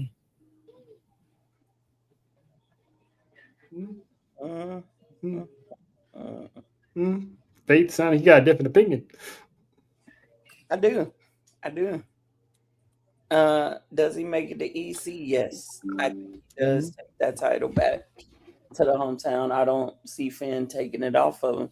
Does he stroll into Vegas with it? That is another discussion. Because as a bald-headed gentleman said in a commercial, you never know who's going to come to the table. No one really will. A couple people did, but the majority of people did not see Cody losing his title on a SmackDown, although it was a SmackDown Bash Berlin type thing. I called that was the only way he was losing was because of Jacob. So I did say that. I did say that. How crazy would it be if neither of the current champs, well, now Cody is not a champ, but what if CM Punk doesn't walk into Mania as champ either? It's not out the realm of possibility. It's not. And I'm going to keep saying it over and over again. Go back to Rhea and Io. It was supposed to have been set up as Bianca versus Rhea at WrestleMania. And Io just flipped the entire script and turned it upside down. So I'm excited for WrestleMania season because now we're on the road to unpredictability. Go ahead, JoJo. Chaos. Nothing but. There was a comment made, and I have to double check who said it, but somebody said the road to WrestleMania began the night Cody lost his title. So just let that sink in. Yeah, because he may not walk in to Vegas as champ, but hey, I wouldn't say anything about walking out of Vegas. And then there's, me too.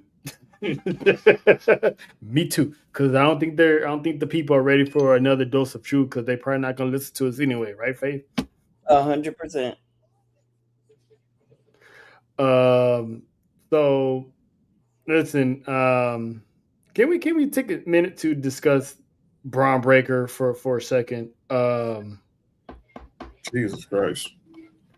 Prayers to Dragon Lee. Listen, the man is just like his uncle. And his uncle is the guy that they used to always infamously say, "He's fat." So he's fat. Listen, so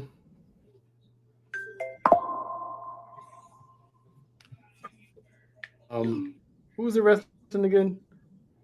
It was Dragon Lee and Penta versus Austin Theory and Big Bronson Reed.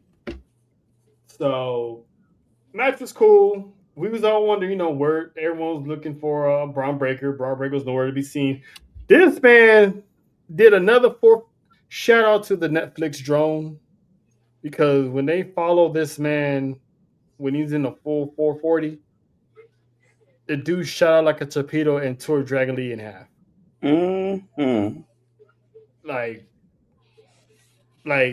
Hopefully Lena wasn't watching, because we all know how much she loves her little dragon. But the man got cut in half with the quickness, and then took down Penta like it was nobody's business. But the one that caught my entry was him and Adam Pearce had a little discrepancy at the workplace. On camera. He almost called a case. Also, Faith, your thoughts on pretty much, because it looks like Adam Pearce has had enough of everything. The man's on the verge of a mental meltdown. He's always having a drink, and that's not helping. Am I the only one that felt like Adam Pearce should have ate a spear? Because I thought it was going to happen. It is going to happen. He's on the 1 yard line. I'm gonna say this: there was a lot of foreshadowing in all of that. If people pay attention, one of the things that was not foreshadowed that I've been seeing all over the timeline is Braun versus Adam Pearce at WrestleMania. I need y'all to stop that.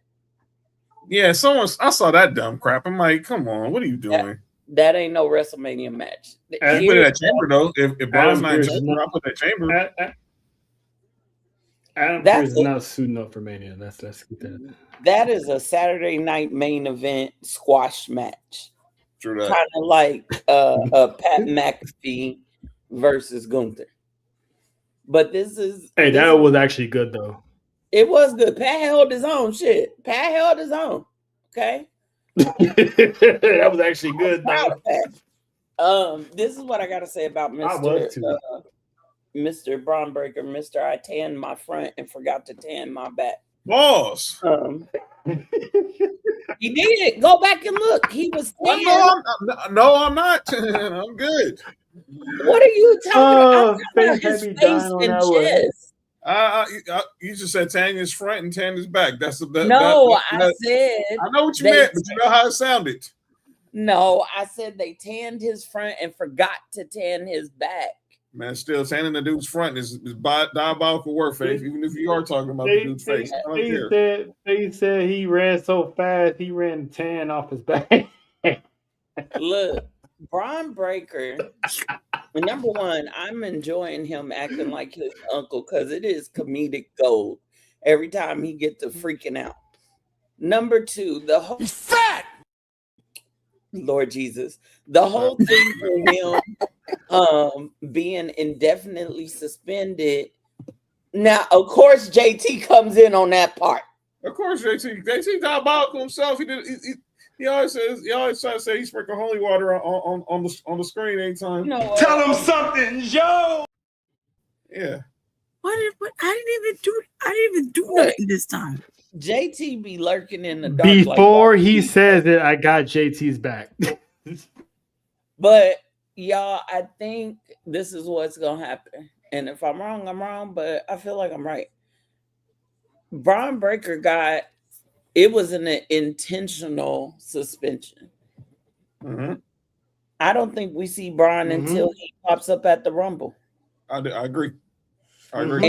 And this is why I say if they are taking him off TV and keeping him out of the view, especially after everything happened, and he comes back at the Rumble and acts like a baby Brock Roman hybrid and gets everybody up out of there, I could see Braun winning the Rumble. And I think to play up his suspension, they should have him come in at 30. That would piss everybody. Paul Heyman would be have him show up at 30. Yeah. Yes. And you know how Paul Heyman we trust. You know how Paul Heyman gets him that 30? You either put Braun Breaker in that 30 or I'm going to move forward with my lawsuit. Yep, because he put hands on Braun Breaker first. There you go. And Paul Heyman's Jewish. You don't want to mess with a Jewish person. No, Paul it's they control everything. They control everything. Well, wait a minute. Didn't he do this? Really do. Didn't he get his way when him and Brock was suing the company because of Triple H and Stephanie? Y'all remember that? So this ain't the first time that Paul has had to play, I'm going to sue you or you going to give me what I want. So and Adam Pearce might be removed. Adam, if you pay close attention to the GMs, you'll notice a distinct change in both. Yep. Adam, they both had enough. They both had enough. They both all of a sudden seemed like they got their ass chewed out. Awesome. And was told, get your shows under control or I'll fire you. By the game. You know, the game. I remember somebody else saying something like that to some refs. You count 1, 2, 3, and I'll fire your ass. 1. Oh, it was that. There is a story. We gotta sound so nonchalant. Because he mad at the Rock. I understand. No, because by the way, y'all notice that this whole Nepo thing with Ava's now starting to play out on real. Obviously, with Blake Monroe, now it played out in TNA because then Frankie Kazarian was like, "What you gonna do, Santino? You gonna call Dwayne's daughter?" I was like, "Wow." Well, there's a reason they mentioning him. So I know. Just talk to me when you get Vinyl Boss uploading. Vinyl Boss loading. That corporation is John ain't listening. He's like, I don't want to hear shit about Dwayne until Dwayne's on my team. I hope you win the Oscar, but talk to me when you get here. Oh, who said he's coming? I'm just speaking. I'm just speaking out of. He doesn't want to hear his name at all or anything about him until one day he sees him on his TV. That's toy my emotions. He don't. Toy my emotions. He don't care. Basically, the final boss's eyes and mouth has been there this. What's up, little Oos? Shout out to my baby. Shout out to my baby. But that's what I think about Braun Breaker. I'm loving everything he's doing. It's comedic gold. I do like his intensity. The boy good in the ring. Let's just keep that 100. He is amazing in the ring. Yeah. I'm gonna call little Oos my little Rice Krispie. Oh, because they like Rice Krispie treats. Yes. Hey Candace. Stupid. Candace, what up though? What's up? What's up, Candace? Hope you feel better. Everybody gets sick around this time. Here's the last thing I want to say about Brian. He ain't gonna take much more of that vision. I'm gonna tell y'all that right now. He is not gonna take much more. Does it kind of feel like Faith? Does it kind of seem like Faith that in Braun Breaker's eyes and his way he's moving that the vision's holding him back? Yes. Yeah. Like it's like I'm tired of waiting. I'm listening. You don't listen to Paul Heyman. I get what you doesn't listen. Saying. And I think the Royal Rumble, do not let this man in the Royal Rumble. Yes, let him in, but I'm just saying, just foreshadowing. Do not let this man in the Royal Rumble because I was telling John, if he doesn't win, he's gonna be the last one. At least the last one. Definitely in the final 3. I think we get a moment in the Rumble, and this is just going to tingle me. I think we get a moment in the Rumble where we see, if all these parties are in the Rumble, where we see Braun Breaker, Gunther, and Brock Lesnar all staring each other down. You're missing one, Faith. I don't want to say it. I don't want to say it. And it's a shit. And it's a shame. And it's a shame you're missing it. You're not saying it. I don't want to say it. She know who it is. She don't want to say it for you. Don't. I said it for you. The ruler. I don't want Oba in there if he ain't winning. I want Oba to win, damn it. He ain't winning the Rumble, but he gonna be. Shout to me and JoJo, man. We did that right on cue. But yeah, we love you. The Oba interaction between Oba Femi and Brock Lesnar. The interaction between Oba and Gunther. The interaction between Oba and Brock Lesnar. Jesus. Like, because the reports are out that Oba Femi is set to have a major role at WrestleMania. Yep. So, what if that's the last four? If I would not be surprised. If Roman Reigns is not part of the last, if Roman Reigns is not part of the last four, and it's those guys, Braun Breaker's definitely winning the Rumble. Although I'd like to see Oba in the chamber, I think he'll do some damage. Oh my God, Oba in the? Are you trying to kill people? I don't think that man locked up in a cave. I'll say this: Cody dropping the title changed Mania. I'm gonna just leave it like that. For now, he's not getting that title back till after Mania. No, I didn't say he was getting it back before then. I'm just saying he changed. He changed Mania. Him losing changed. Drew McIntyre winning changed everything. One last match on Monday Night Raw, and that was Darth Vader himself, Gunther, and Uncle AJ. That match was good. He vowed to make Gunther tap, and he tapped the right. Pause, John, when I say this, but the man tapped that ass. Pause. Serious pause. He and then they made sure nobody saw it too. He tapped Gunther on the cheek, and he did it in a way that he went behind his back and tapped AJ on the cheek. I was ready to say, listen, I was waiting for it. I said pause ahead of time. Not tapping I cheeks. literally did. I apologized to John. I said pause. He tapped the cheek. Yeah. He was like, tappa. Listen, the man is cheating to win, which he usually took pride in never doing. So now to get past all these legends, the man's cheating to win because he had AJ Styles really thinking he won, and he basically pulled his tights and won the match. He pulled the Undertaker. So to people who were saying the what? You did. He did. I ain't lying. He did. He pulled the Undertaker. Yeah. Yeah. Everybody forget Undertaker tapped that one time when he was in the ankle up. Well, he tapped the Brock too when he was in the Kimura. Yep. And no one caught it.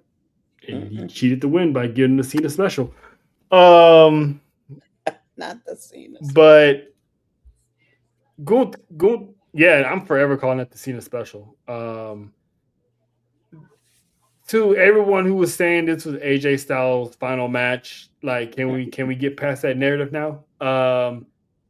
He's not going to retire every single person he wrestles, but he is going to beat everybody. Because we're not done with AJ Styles. AJ Styles still has.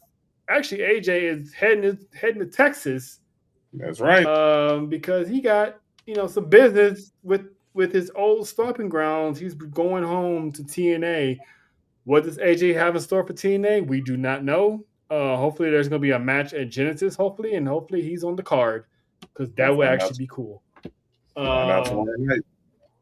Yeah, we'll find out tomorrow night. Once again, Mimi will be live with Devin as they watch TNA. So y'all go check out Devin's channel. Support the homie and also support our favorite techie. John, what did you think about pretty much AJ getting the rough draft of that match? Well, this match was dope, and I think they're gonna run it back again because AJ ain't finna let that one. AJ ain't finna let that one slide. He gonna want to get his lick back for actually making Gunther tap out and the referee not seeing it. So it's on, and I can't wait for. I want to see what round two gonna be like. I want to see what round two gonna be like. I'm already round. If round two is anything like round one, sign me up until we get a definitive winner. Because that was a dope ass match. Now, round two, whenever that may be, that could be AJ's last match. We don't know. Whenever they run it back, hopefully it's further down the road. Because Gunther's on this legend killing spree. So I'm anxious to see who's next on this list because he still hasn't faced that little kid. I mean Rey Mysterio yet. So seeing him fight Rey, that's gonna be he is not retiring Rey. Are we just gonna act like Trail just like no Rey again, like he's not gonna retire everybody. He's not gonna retire everybody he faces, he's just gonna beat them and humiliate them. Dom's gonna retire Rey. That's a foregone conclusion. Gunther has his own stomping ground, his own burial yard. Do y'all know what it is?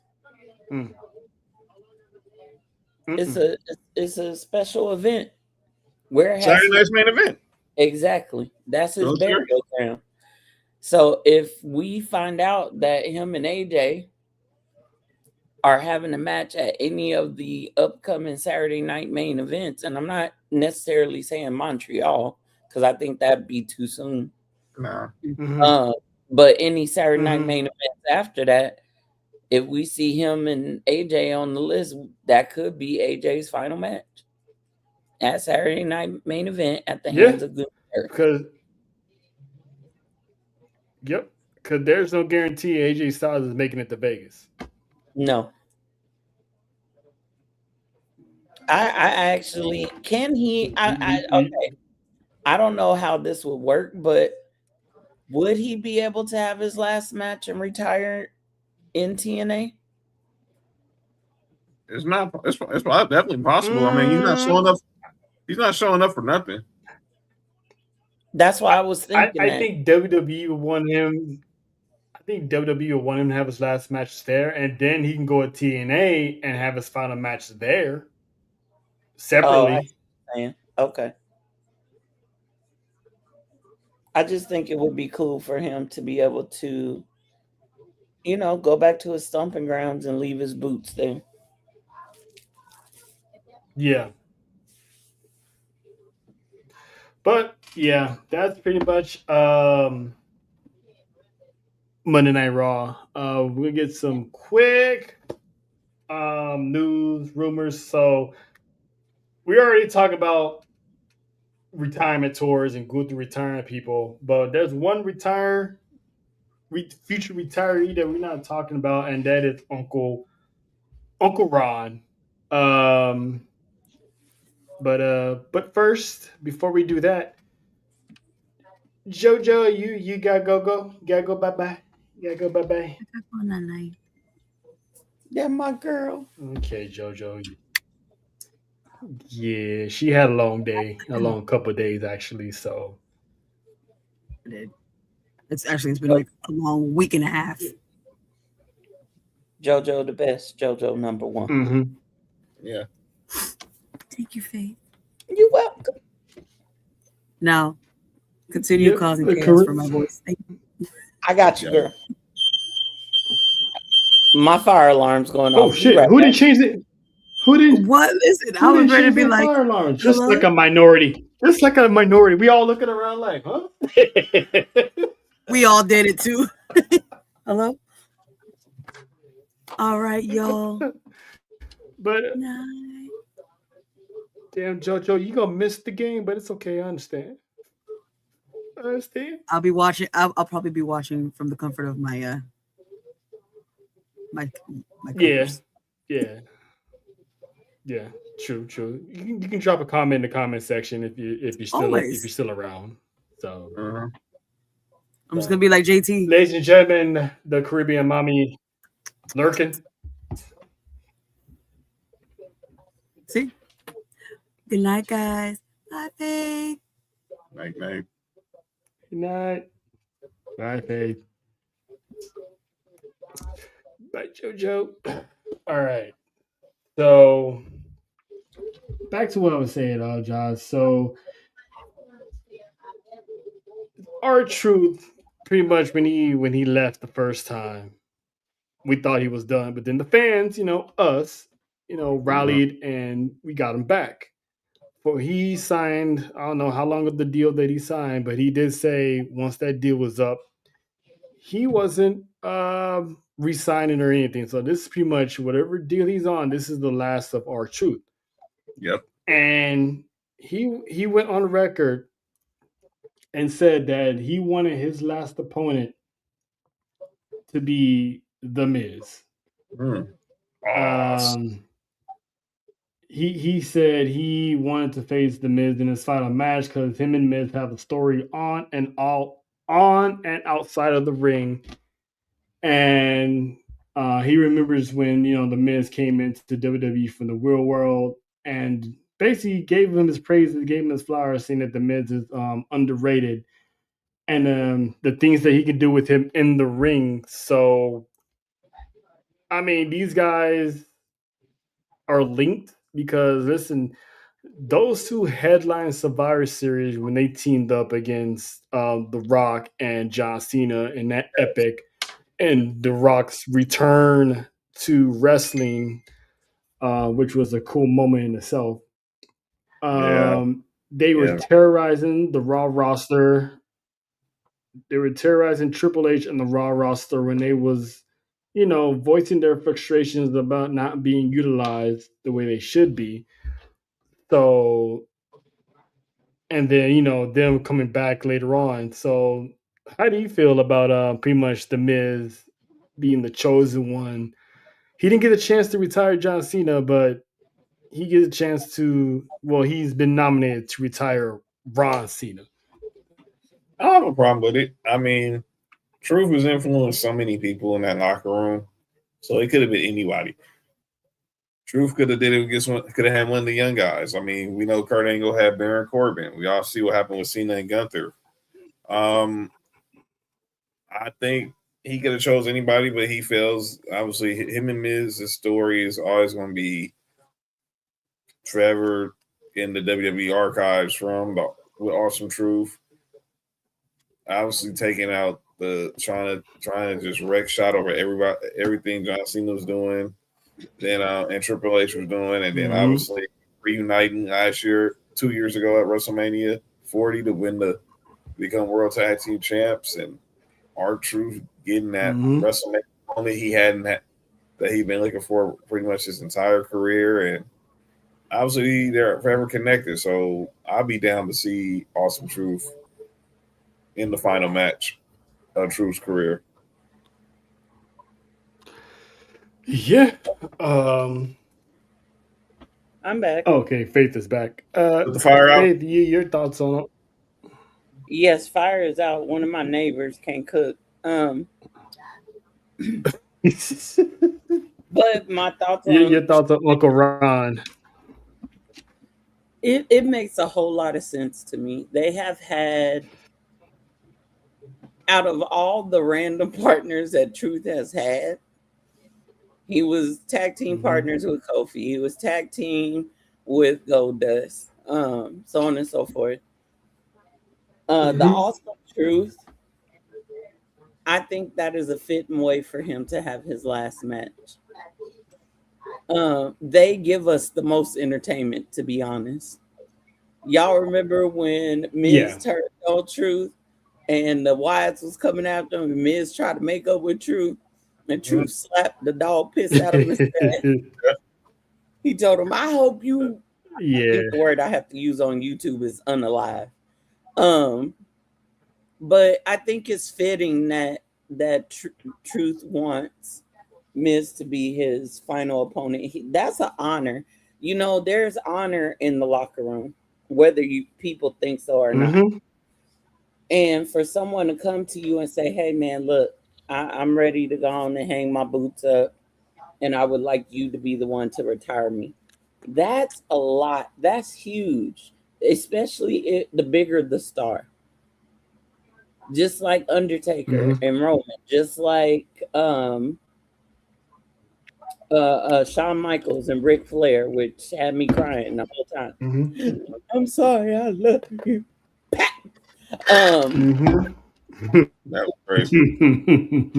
But I think that Truth probably thought about this long and hard while he was over at Burlington Coat Factory. And that was funny. That was man. But his music is taking off. I think he wants to. Him and the Usos used to talk about them retiring while their bodies could still function. And I think Truth is realizing, hey, just like John Cena, hey, I can feel it. And it's time. As much as it's gonna break my heart to see Truth not be around, I hope he pops up every now and then, kind of like Santino did for a couple years after. And just gives us some comedic gold every now and then. But that man is a national treasure. He needs to be protected.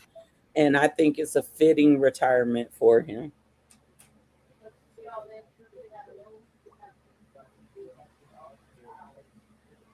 Okay. But yeah, it's Faith she could have said it any better.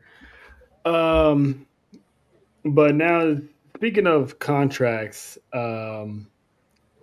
we haven't. I've been wanting to talk about this, but I keep forgetting. But now I'm able to.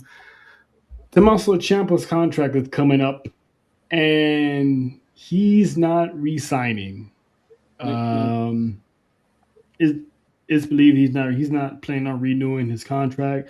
So we still don't know if he's retiring, if he's gonna take some time off, because some people, they don't resign, they take time off to heal, clear their minds, and they come back, or he's just gonna go somewhere else. The man has had neck surgeries in the past. Personally, it could be one of those things where it's catching up to him. And maybe like John was saying, we were saying, Faith, that your body is telling you, hey, it's time to shut this down. Thankfully, people in this day and age are listening more to their bodies now instead of their ego. So, your thoughts, Faith, on pretty much we could see the split of DIY any minute now, because we have not seen Tommaso Ciampa in a couple of weeks. Yeah, I think he's riding out his contract. Because from what I was told, his contract's up at the end of the month. Gotcha. Oh, it's the end of the month. Okay. And I think he's just riding out his contract. So we might see him at the Rumble. We might. I'd be shocked.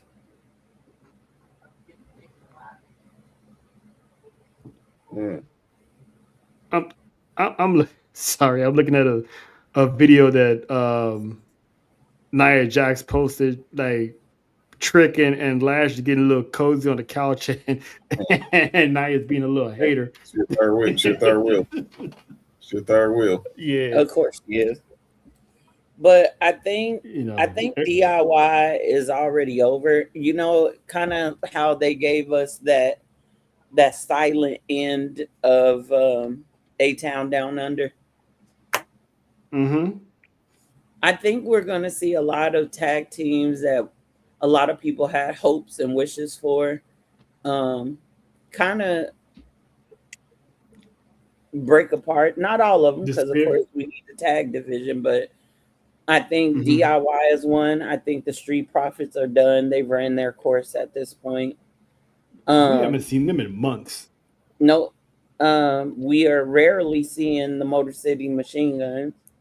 But they will be seen soon, though. Ooh, I got news. I got news on that though. I'm glad you mentioned that because they're gonna be working in AAA. So this Saturday we're gonna be seeing them probably in the tag team division over there. So we'd love to see them win some Mexican gold if you catch the drift. I do believe WWE, from what I've heard, is bringing in some new tag teams. Yep. Already seasoned and ready to go. So, I mean, we're on the lookout for OTM. I don't know if they're ready or not, but hey, you just never know. Usos. You okay? You all right? Yeah. You okay? OTM. Usos. Well, let them take care of the Wayans first before have Naomi back and have Naomi back. Have Naomi and the Usos and OTM and Jada Pop. Party Boys, Usos.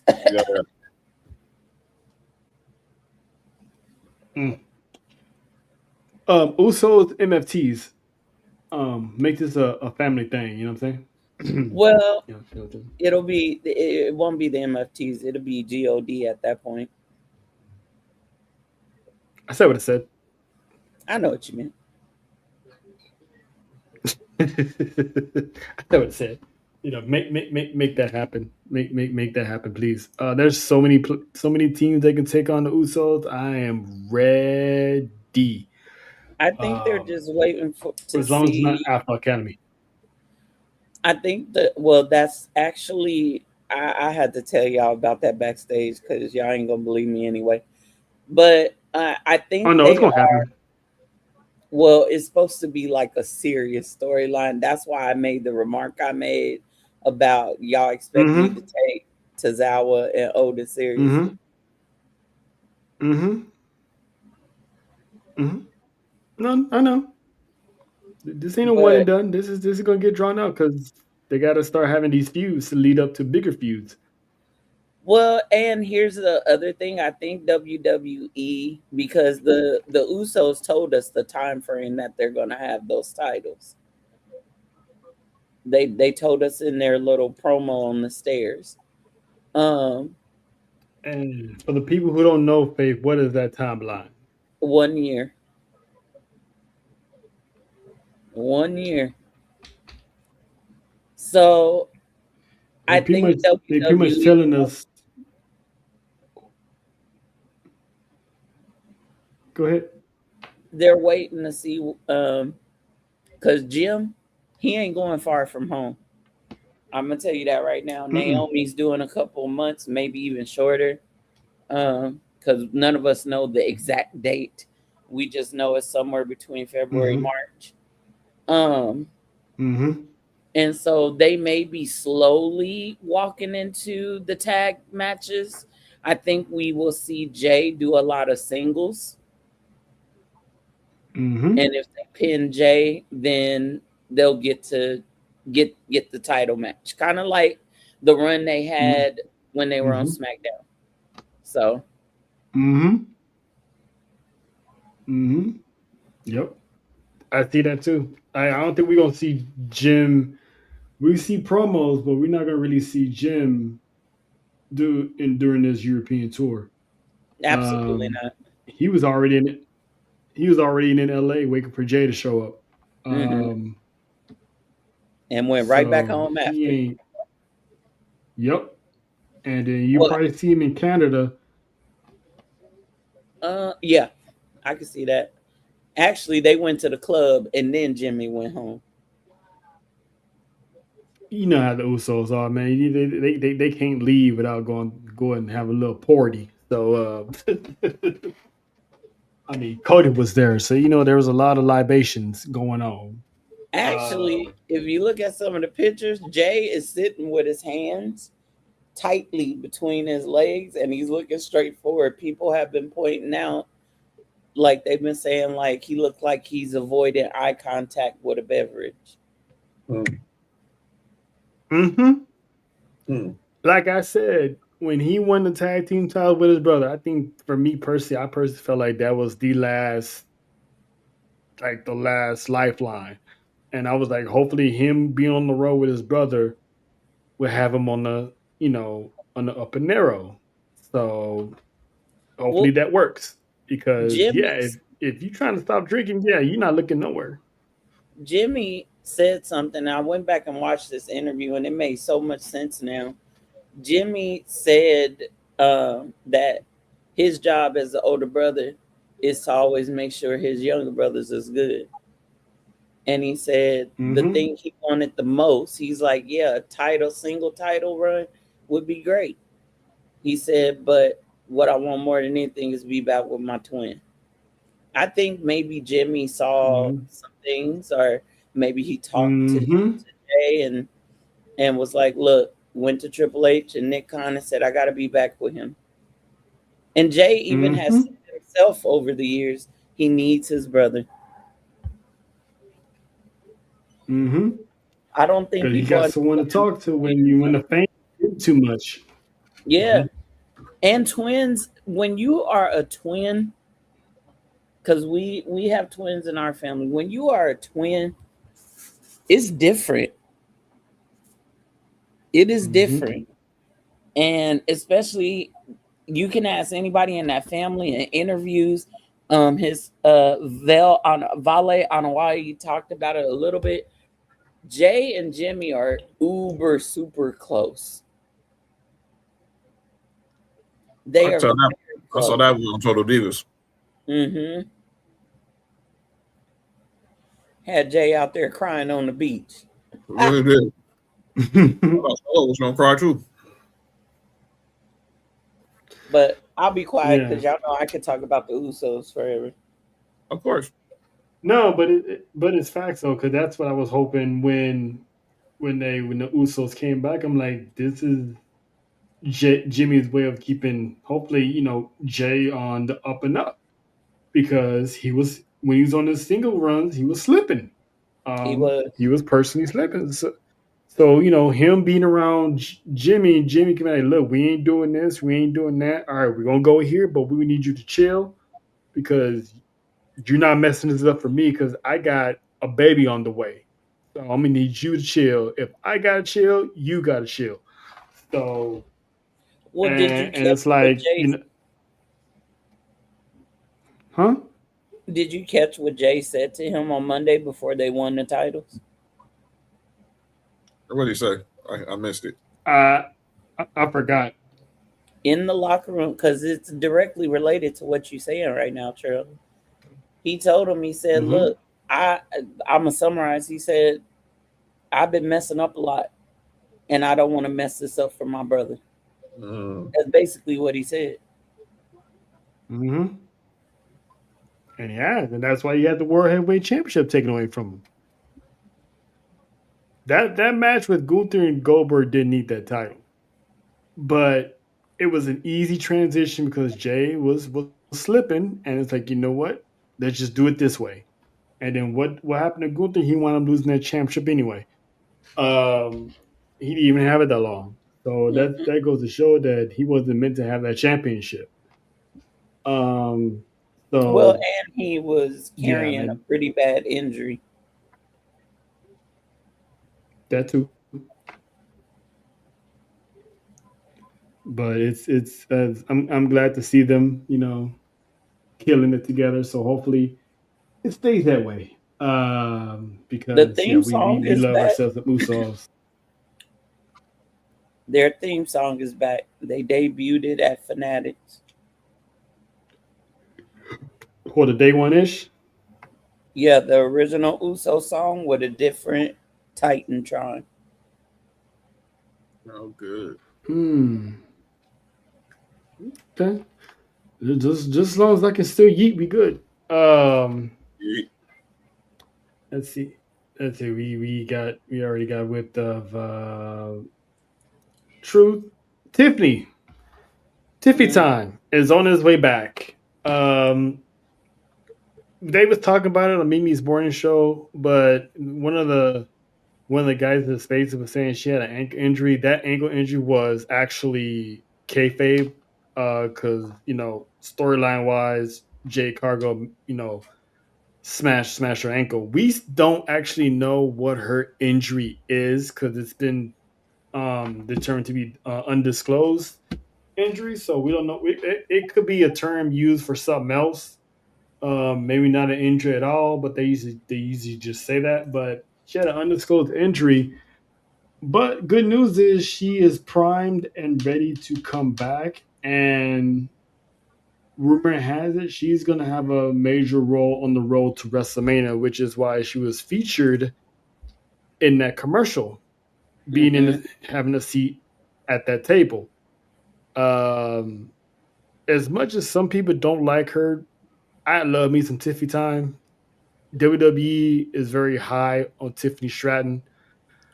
The woman gets pops when she came out.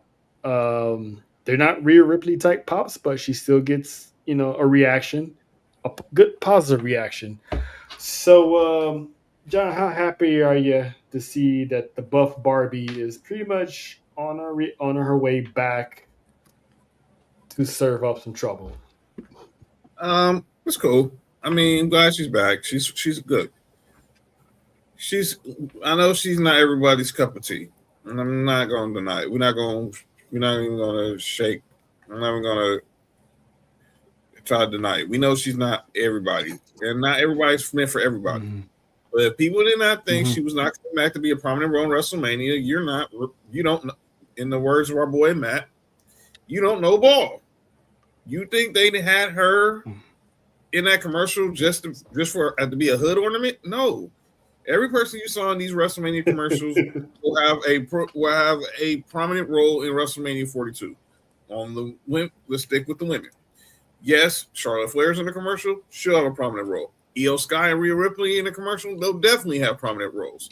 Jake Cargill's in the commercial. She'll definitely have a prominent role. And yes, Becky Lynch will have a prominent role. Yes, Liv Morgan will have a prominent role. And yes, Tiffany Stratton will have a prominent role. They're not putting them in that commercial just because they need to fill airtime. Same thing with the men's side. We know Roman Reigns is going to have a prominent role. We know CM Punk's going to have a prominent role. Paul Heyman's going to have a prominent role. And yes, people, Brock Lesnar and Cody Rhodes will have a prominent role in WrestleMania. You hate it or love it. You don't like it, cry in the river and build a bridge and get over it. But she's going to be, I think she's going to be okay. And I always think about the what ifs. Because it was always thought that she was originally pitched to be Maxine Dupree when she was coming out of NXT. And then obviously Maxine Dupree became Maxine Dupree. And then that's when the whole daddy's girl thing, it really didn't take off like it did.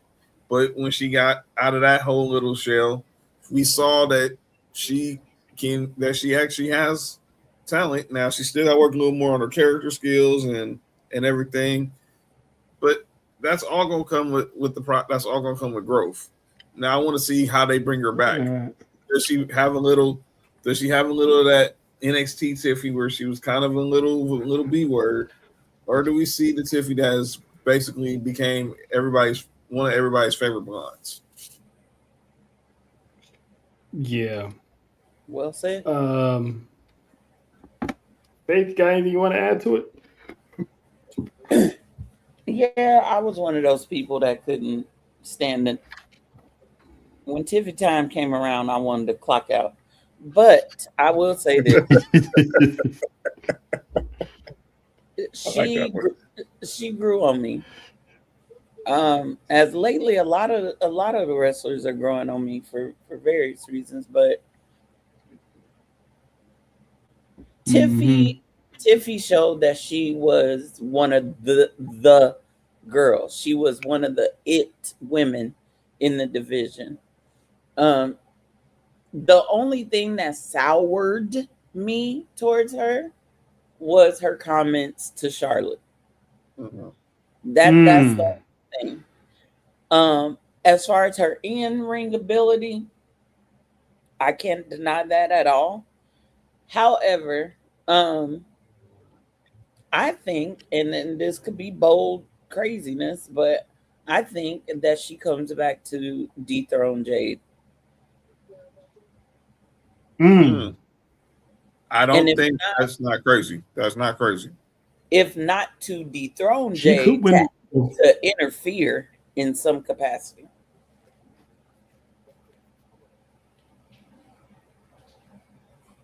Yeah, she is slated to have a big role, so she might win the Chamber. She might win the Rumble. She might still hoping somehow for get a Bianca. rematch between now and then. Same here. She was with the Usos. I still think she should have a dominant run. She was, and Cody Rahim. You know. By the way, that picture with him and the Usos.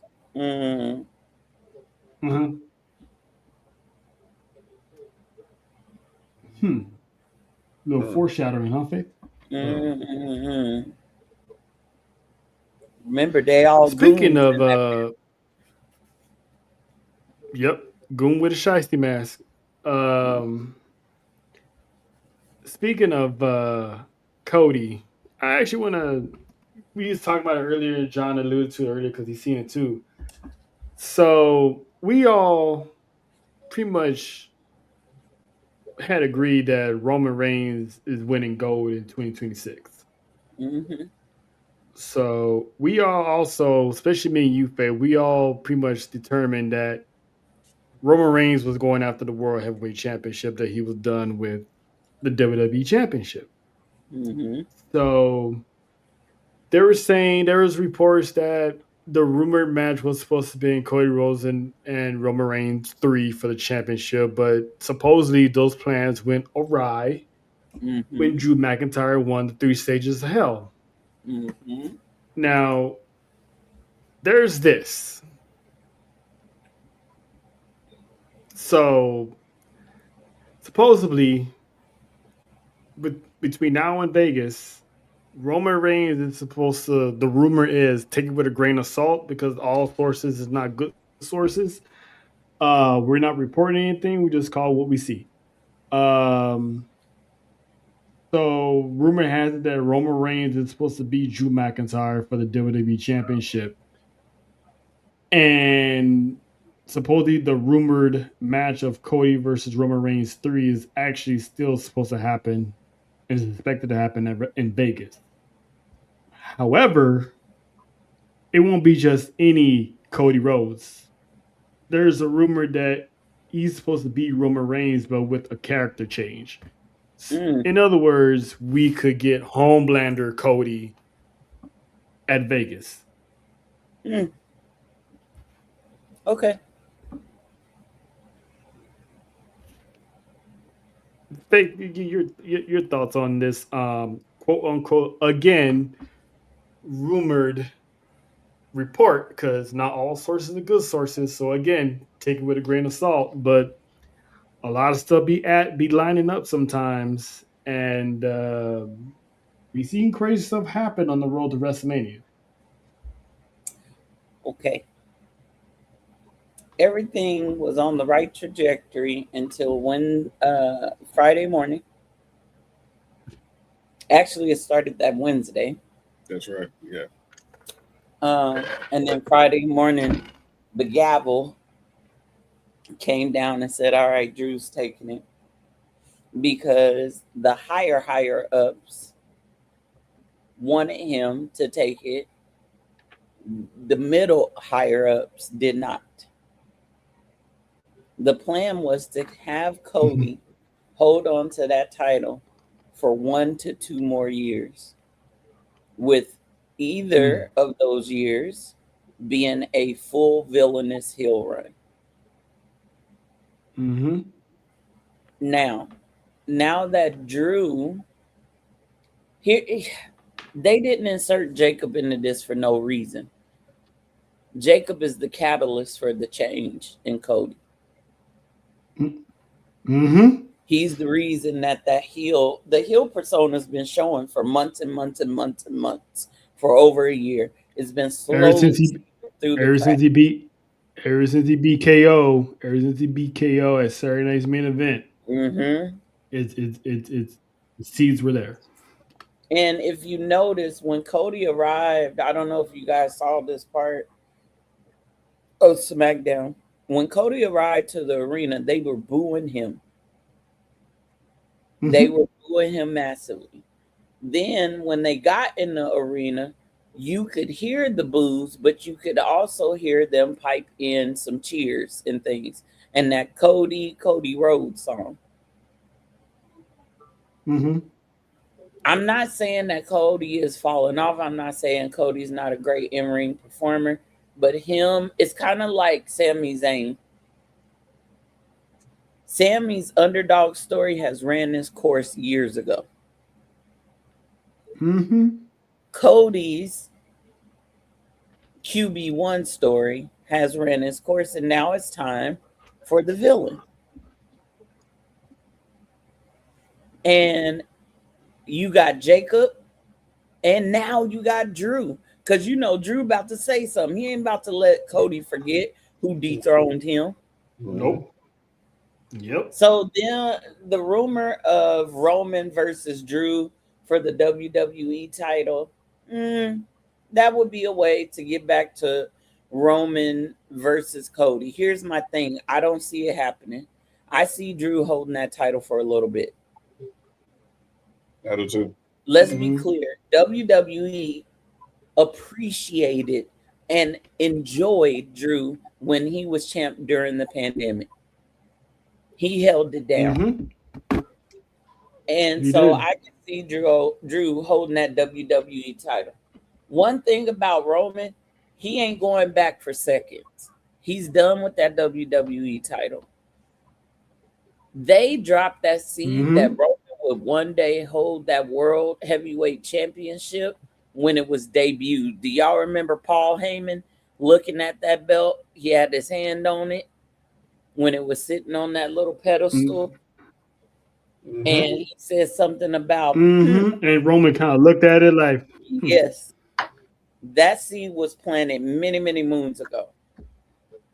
And so I still think the plan is to put that World Heavyweight Championship on Roman's shoulders because they want more prestige to that title.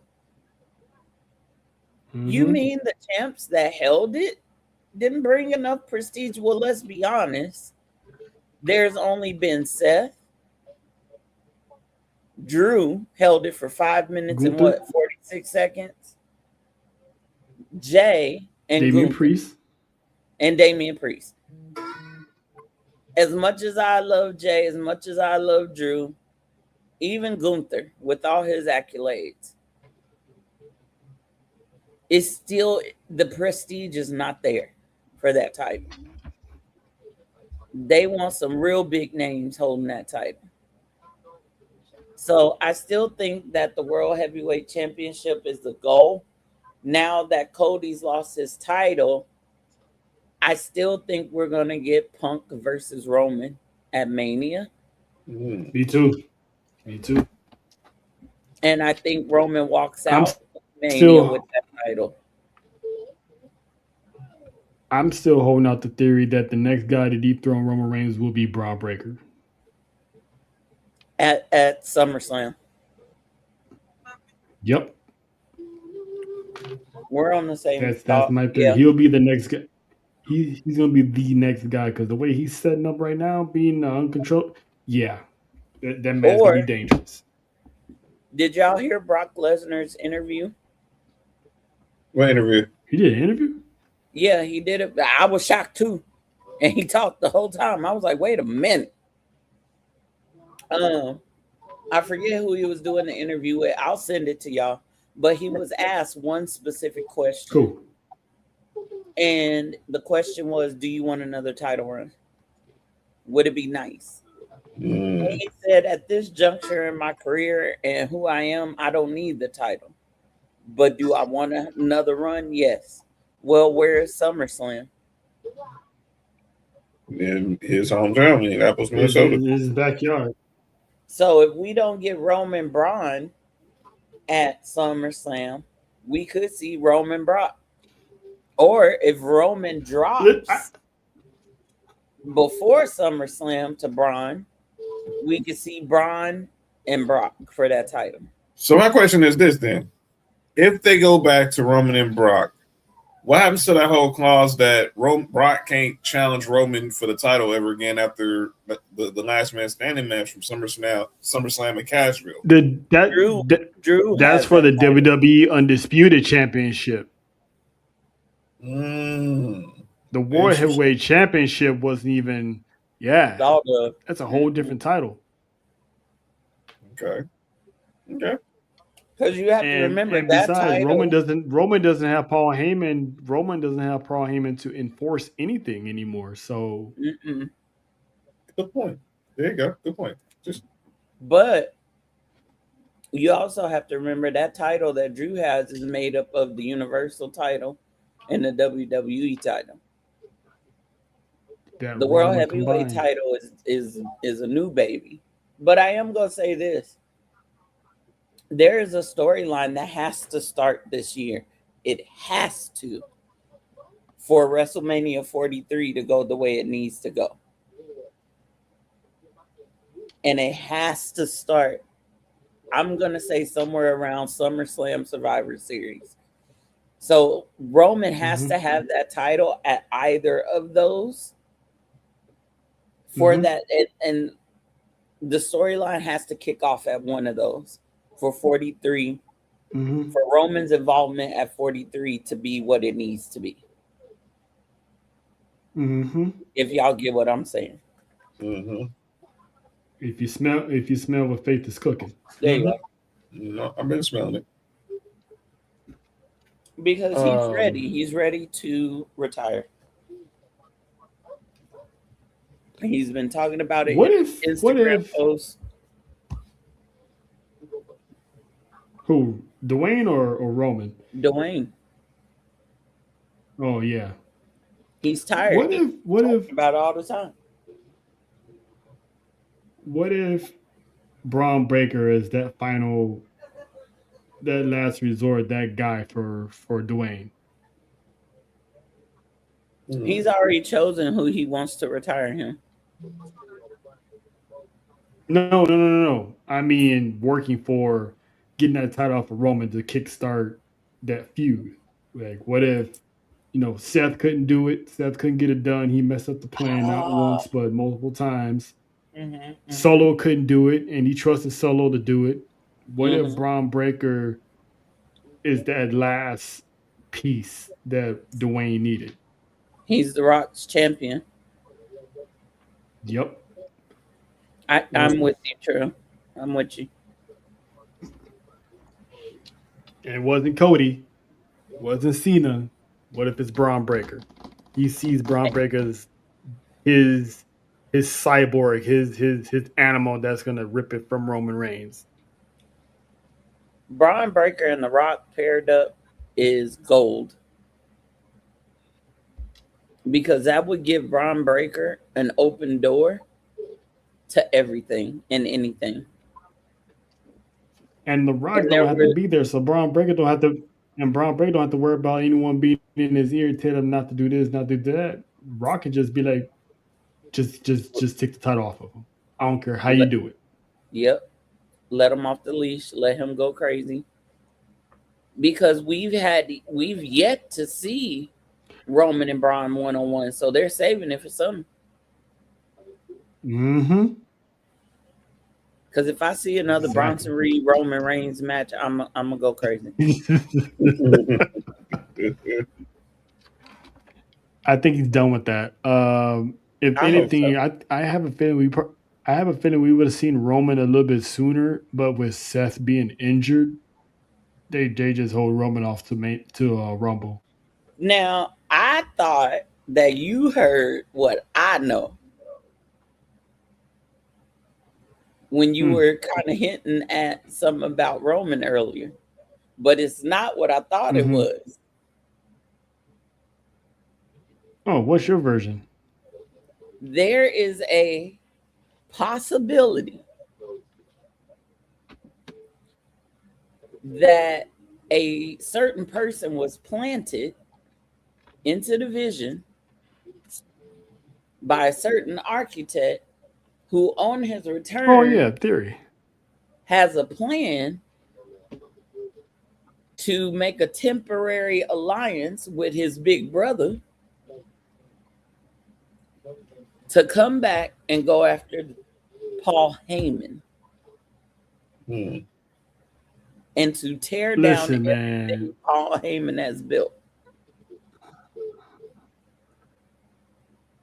Look, man, if Seth can pull that off and finally get Roman Reigns back on his side, because Roman Reigns is like, we still got to get that Roman Reigns Seth Rollins match. I think we're going to get that at SummerSlam.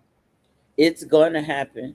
It's still on the line. They have to end that before Roman retires. But also, I think it. No, I'll tell y'all, but I can't say that online. Yeah, I think that's going to happen at SummerSlam before Braun Breaker cashes in. He finally gets that monkey off his back. You got Braun Breaker for Money in the Bank? Nice. Okay. I had Bronson Reed. Kind of crazy, and she Could be was one of them. Well, I'll say I had Dom. You never know. You said you had who's? I have Dom. I like that too. You never know. But as far as being the next guy to dethrone Roman, it has to be Braun Breaker. I agree. The only reason I think Bronson Reed gonna get that Money in the Bank briefcase is because they were foreshadowing it while Seth was out with his fake injury. I mean, I think Braun Breaker was looking at it too. Yeah, but who was the only person that ever carried it? It was Bronson Reed. But with the warpath that Braun Breaker is on, and like you said, we still haven't gotten that Braun Breaker Roman Reigns. Nope. And I think if anything, Braun Breaker is more marketable than Bronson Reed. I think they're trying to push the rocket on Braun Breaker. No disrespect to Bronson Reed. I mean, he's the Australian, Mark Henry. But I think they're trying to put the rocket on Braun Breaker. So the man looks good in the suit. The man, he's young. I think he's going to be the guy to win Money in the Bank. Yeah.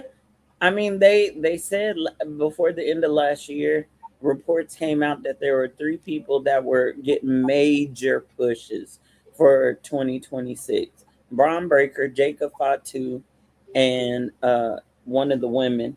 I think, was it Jade or Tiffy? I can't remember which one it was. It's probably Tiffy. So I could definitely see them strapping that rocket to Braun. My question is, will he be able to handle it? I think right now, with him being with Paul Heyman, I think he'd be ready by the time that moment comes. Okay.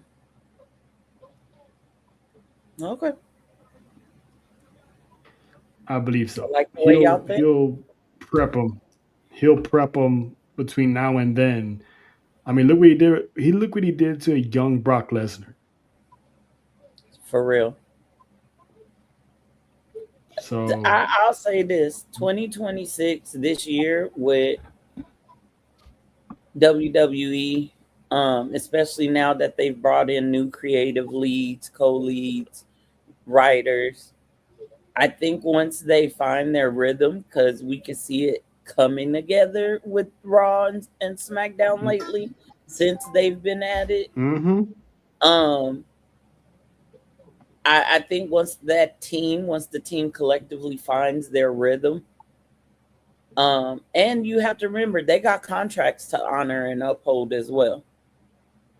I think once they put all those pieces together, the puzzle that they make is going to be quite enjoyable. Yep, exactly. 2026 is going to be a good year for WWE for wrestling, so I can't wait because they're starting to cook now to the point that now both Raw and SmackDown collectively is going to cook at the same time instead of one over the other, and that's the part I'm loving. But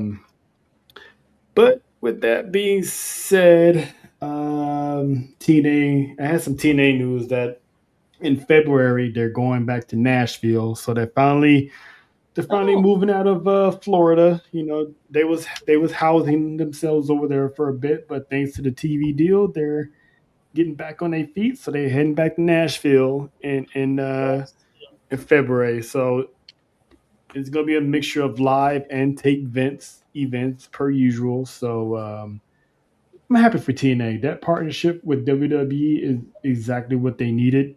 I called it from the beginning that TNA partnered with WWE. WWE's trying to get TNA put on, and they got put on to a deal. So, congrats to them. Job well done. Yep. Can I ask you still a swapping question? Players. Yep. And it's to both of y'all. I heard Santino Morello say something very interesting. Okay. And if it happens, I don't know. I think because I researched it because I couldn't remember. I think it would be extremely historic. He said that he may have to give Trick Williams his rematch for that TNA title. He said it during the contract signing with Frankie Kazarian and Mike Santana. Right.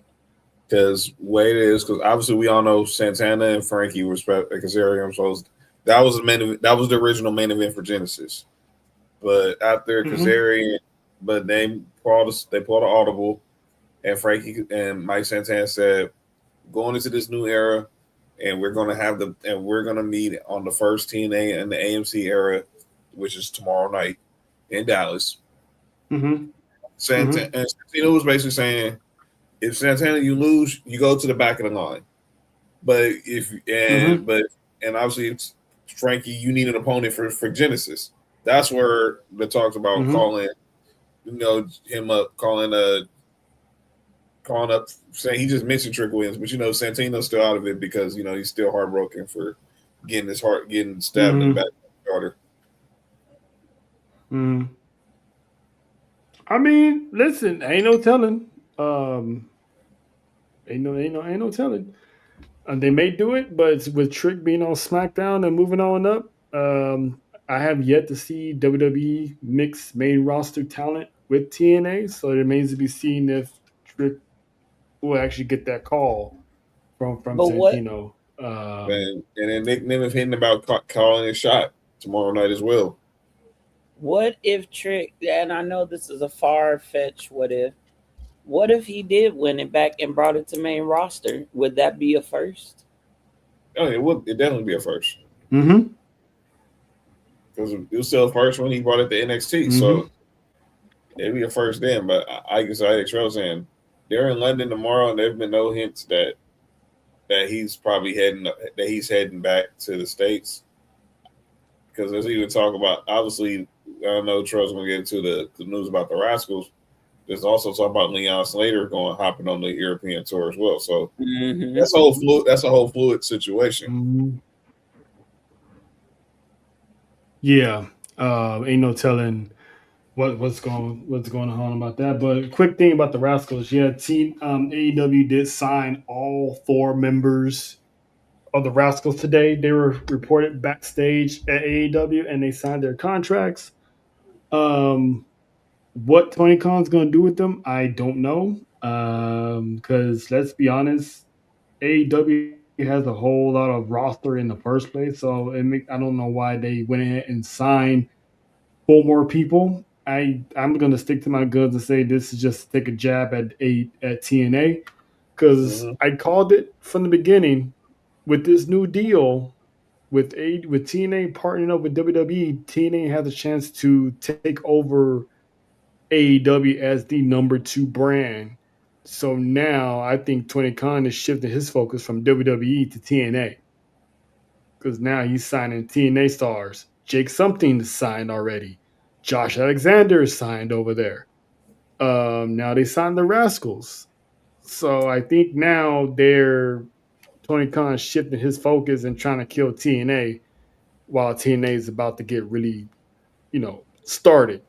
So, which is dumb. Well, and it's rumored that Tommaso, he had 2 other promotions he was thinking of meeting with. TNA and AEW are those 2. I mean, Tommaso Ciampa's been in WWE for years, so with him, it's just probably let's see what the grass looks like over there before I get all my chickens and head back to the hen house. So I think that's just let me see what's over there if I want to retire, outside of WWE. So I think I think Ciampa for that, but I think Ciampa is gonna be more like Johnny, because when Johnny contract lapsed, he just took time off, and then next thing you know, he popped up on Raw. He popped up on Raw one night. So I think that I mean, I'm not saying Ciampa's coming back, but I think that's what, like you're saying, I think it's more of him just taking a break, and then he gonna decide if he wants to when he's ready to get back in the ring, if he does. Yep. Well, all right. So we're pretty much at the end of the road almost.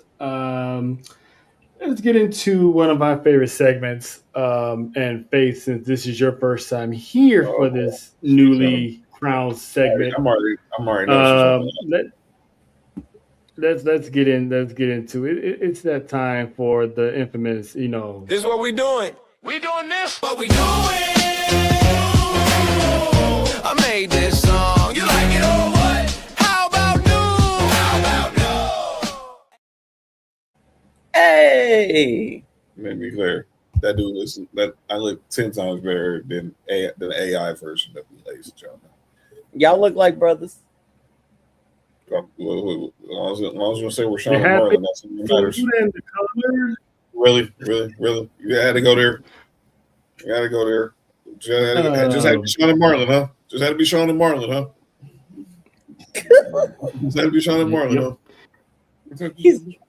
Hey, Faith, since you was the resident guest coming off the island, I might let you start off. Who are you like to ask if this is what we doing? Who are you trying to call out? Let me think.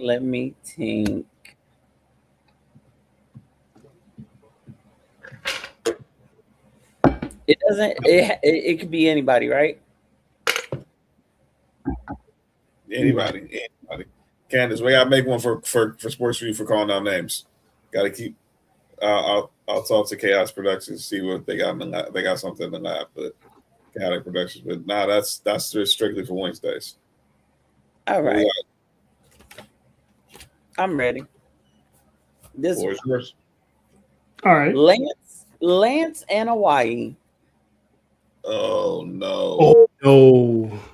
Lance and Hawaii. Oh boy. Oh man. Go ahead. We already know. Story to get brought up eventually. Did really Lance? Really? Mm-hmm. Really, Lance? Y'all was in matching gear, Lance. Matching gear that, by the way, Jimmy Uso designed. Y'all was in matching gear. Y'all blood. You kick and spear the baby of the family. And ironically, you do it within a short time frame of you, quote unquote, leaving NXT. By your choice. Not because they let you go, but by your choice, supposedly. You turn on your blood.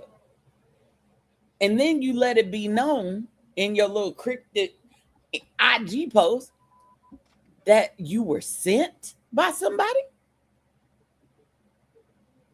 Who was you sent by, Lance? Because Zilla said a lot of names when he was asked who they thought sent Lance. But there's one name he didn't mention. Except for one that he supposedly walked away from. Except for one. Mm-hmm. You ain't say Shawn Michaels, Lance.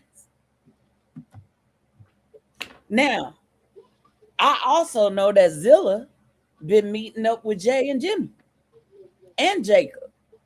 Mm-hmm. I also know his name is trademarked under WWE. Oh, shout out to Jacob being at the dungeon. Mm-hmm. I also know there is supposed to be a faction of the bloodline in every part of WWE, from LFG and Evolve all the way up. And one thing about this family, there's going to be betrayal somewhere. Mm-hmm. But Lance, that's what we doing. And you open the door for Ricky. Ricky, you the other part of this for me. Mm-hmm. Mm-hmm. You cost Zilla too. Ain't nobody told your bitch ass to show up. But wait a minute, Ricky, ain't you going after a title? Ain't there a title you want in NXT? Ricky? Count your days, Ricky. You better watch your back. Let me find out. Shawn Michaels sent Lance on a mission and have everyone thinking he walked away from NXT just to lure Zilla to NXT. They didn't trademark Isaiah Fatu for nothing. They ain't got him hanging out with Jacob while Jacob was on hiatus for nothing, because they were in training gear. Well, they always been, neck and neck at the hip, even in independence. Right. But if the tag division is kind of getting cleared out, what better tag team to put together than Jacob and Zilla? Talk about it. Jeez. So I'm just waiting for his debut, because he's coming. Oh, Lance, please let it be count NXT. Your days. Ricky, count your minutes. He gets minutes. And that is Faith with her. This is what we're doing. Sir Watson, the floor is yours. I don't really have this is what we're doing. So this is what we're doing is to people in IWC last night. I saw a couple people who were basically crapping on Jada Parker's return and all saying that this is what we're getting, Blake. I mean, what are we talking about here? We really have a problem with Blake Monroe versus Jada Parker? That's an issue? Really? Did you not see the pop she got when she walked out into that PC last night? That spoke enough for it. That spoke values. She hadn't been on TV in 3 months. And the first second she walks out there, and Blake Monroe's probably one of the biggest stars in NXT now because all the pre and post call up, and she walks out there, interrupts her, and you can you can't even hear, probably can't even hear your own thoughts in your brain because everyone was so happy to see her, and now she's making that face turn, and she lays out Blake Monroe. But we think this is bad for Blake. I'm like, this is bad. We got a problem with Jada Parker versus Blake Monroe. Really? Get him. We hear Not everybody that shows up to NXT is going straight to the NXT Championship. Thank you. That's the problem. They expect everybody who shows up is going straight to the top, to the championship. Am I the only one that thinks they? But Ricky did it. on Blake just to be petty towards Tony Khan. Yep. What? Yep. They did. That Faith was saying that they give Ricky Saints the NXT Championship just to pretty much a spit in the face of Tony Khan for dropping the ball on Ricky Starks. Well, and Blake too. Yeah. But Blake only had the North American. She didn't have the. Well, I mean, it's all the same. I mean, look at Ethan Page. Ethan Page showed up, and his first match, he won the North American Championship the first time. No, the NXT Championship, excuse me. On his first match. Yep. But Ethan Page has proven to be a great. They really did drop the ball on Ethan Page, though. Big time. It's only a matter. Hopefully, we get Scorpio Sky to pull up there. To be honest, I doubt it, but that'd be cool. A little blast from the past, but yeah, not everyone is going to get a shot. Is going to get the title. I mean, Jordan Grace was in NXT for a minute, didn't touch that championship not one time, and look, she's already on the main roster and she's already staring down the WWE Women's Champion. Me and John said this all the time. Not everyone has to have the NXT Championship to be successful later on in life. No, Bianca didn't have it. Nope. So it's possible. Not everyone's going to get what they want. Do I want Jada Parker win gold? Of course. Yeah. Do she really? Is it going to be the end all be all if she don't? No. But with her having this face run, I'm optimistic. Wait. She might get her on the face run. What'd you say, Trill? I said with her face turn, I'm optimistic that she's gonna win some type of gold. Oh, okay.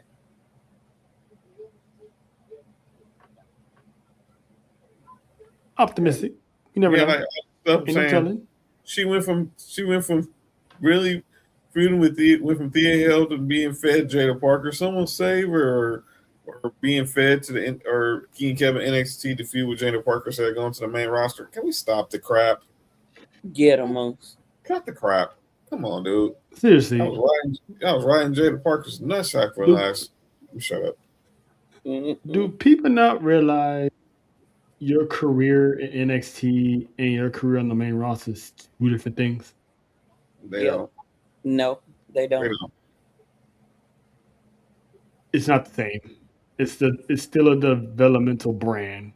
So you can have a losing streak on NXT and become a made star on the main roster overnight. So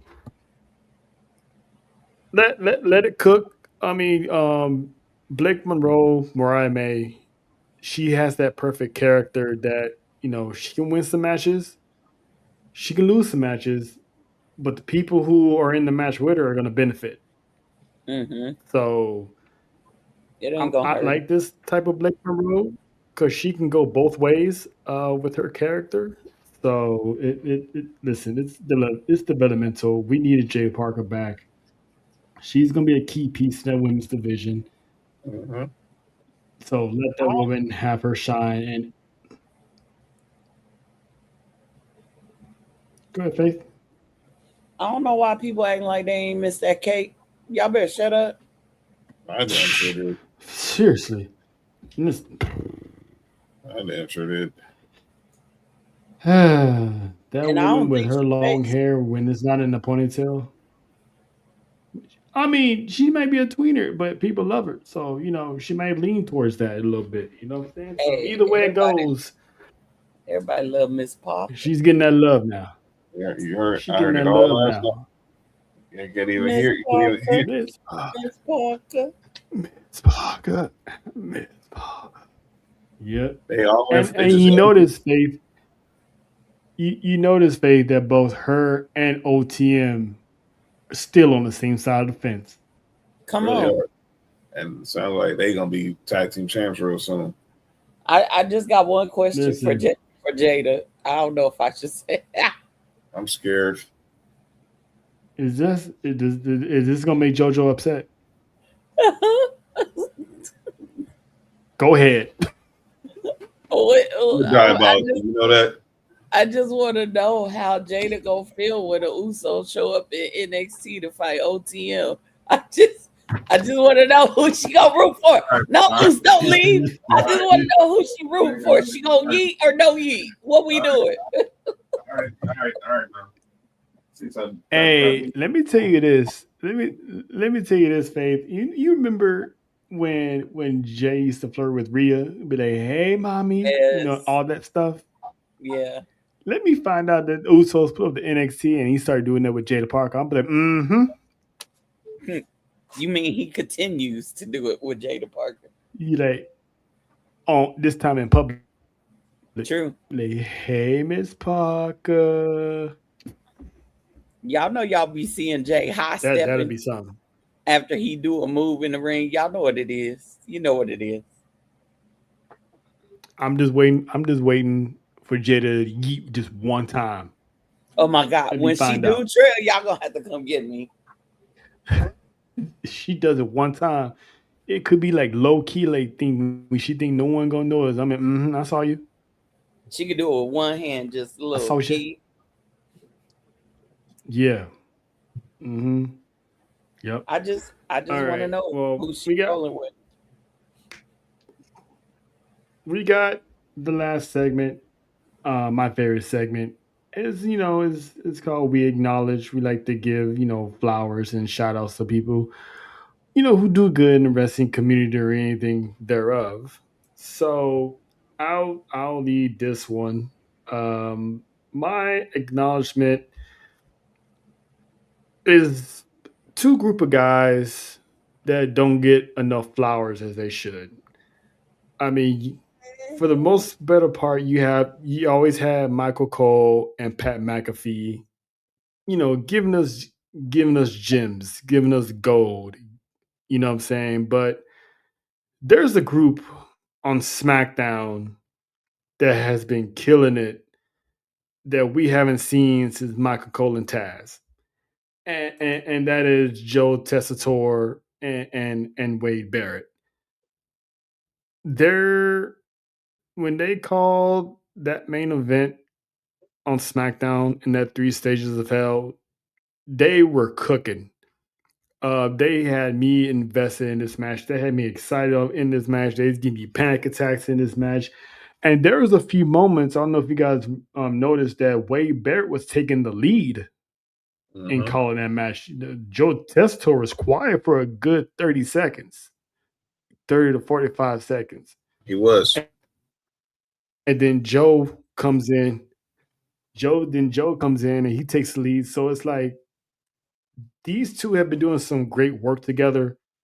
And I don't think they get enough credit because, like I said, SmackDown hasn't had a combination like that since Michael Cole and Taz. So I just want to give, my thoughts and my shout outs to Joe Tessitore and Wade Barrett because we found the team for SmackDown. So now Raw and SmackDown both got great commentary teams moving forward whenever Pat McAfee gets back. They're gonna be cooking. All 4 of these guys are gonna be cooking. And that's my shout out to them. Faith, you got anybody want to shout out? Give a little acknowledgement. I do. I actually do. Because she grew on me and I got a little place in my heart for her. A little spot for Miss Maxine Dupree. She talk about it. She showed me a little something. She showed me some when she had Becky in them ankle locks. I was like, intensity, intelligence. Integrity. Come on, Maxine. Come on out there and break that ankle. Maxine showed me she got a little bit of a chihuahua in her. It ain't a pit bull yet. It ain't a pit bull yet. That's funny. It's a chihuahua. It's a chiweenie, okay? But she barking and she biting. And I loved it. She grew on me. Now, I want to see her continue to dive into that part of herself. even without the title, I was getting intrigued and I was rooting for her because y'all know I lost a big bet on her. Mm-hmm. And I was a Maxine hater for days. Mm-hmm. But shout out to her. She improved greatly. Her in-ring work improved. Her promo, to me, her on the mic wasn't that great. I think it got better once they put that title on her. I think she showed them that she is viable as a champion, as a mid-card champion. I don't like mid-card. I don't know why that bothers me, but I'm saying the terms I know. So shout out to Maxine. I acknowledge you, girl. You came in there and pulled them little straps down and did your little best Kurt Angle impression, and I'm proud of you, girl. And then you went off and married a half brother, half Dominican, I think he is. Damn, Shout out why to you. gotta do him? Why you gotta do him like that? That's the most backhanded compliment. Why you gotta do No, that? I'm being like for real. The boy look good. Okay. Just making sure. She got her some seasoning. I'm gonna be quiet. You know she be at the cookouts. You know she be at them cookouts. John, you got anybody you want to acknowledge? Yes, it's like a 2-for-1. I want to acknowledge. So I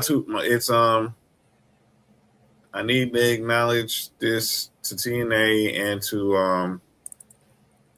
and AAA. So I want to acknowledge them because we've been talking about these partnerships and they are benefiting. We've been pinning on it. The TV deals. Tomorrow night, they're going to make history tomorrow night with TNA is going to make history tomorrow night with this big production tomorrow on AMC. And there's the headline right there, Frankie Kazarian and Mike Santana. You got the Hardys and Elijah taking on Order 4. AJ Styles is going to be in the house. The Inspiration is defending the Knockouts tag titles against the Elegance brand. It's going to be a good night. It's going to be a big night, and I can't wait to watch it. And then AAA, they got their deal with Fox in Latin America, and their first show is Saturday, which is happening at the same time as Genesis, and then it's headlined by this match with El Grande Americano versus Vikingo to see who's going to be the number one contender for Dirty Dom's AAA Mega Championship. So that's going on. Why at 8 Eastern, 5 Pacific, you got TNA Genesis on TNA Plus and on pay-per-view. Over on Fox in Latin America, Tubi, Fox One, but here in the States on YouTube and Facebook, you're gonna have AAA. So it's gonna be a full Saturday night of wrestling. So I just want to acknowledge these corporations for going out there and willing to do these partnerships with WWE or let WWE acquire them in the case of AAA. And look where they're paying dividends, big money. New money, I should say, as they would say, new money. All right. So, and shout out to AAA and TNA.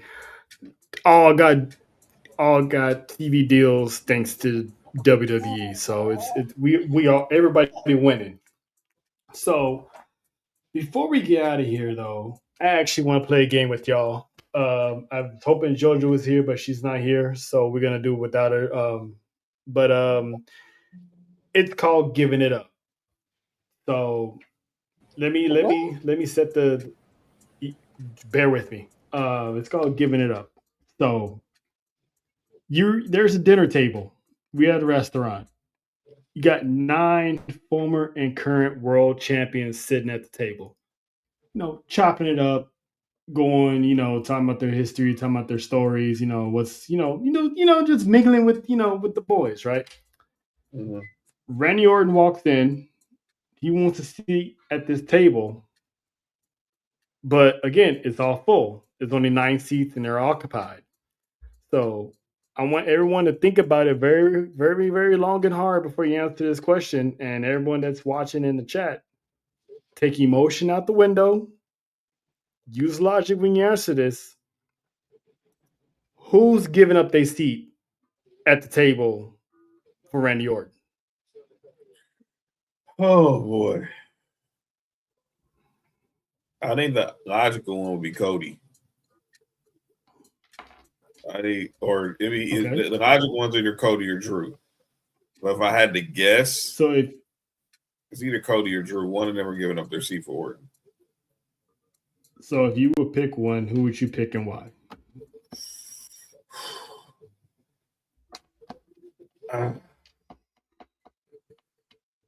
I think I'm gonna pick Drew only because we haven't seen him as the face of the company with fans yet, and we know what Cody has done as the face of the company in front of the fans and as a champion. So I'm gonna ask Drew to head to the visitors table and give the seat to the Viper.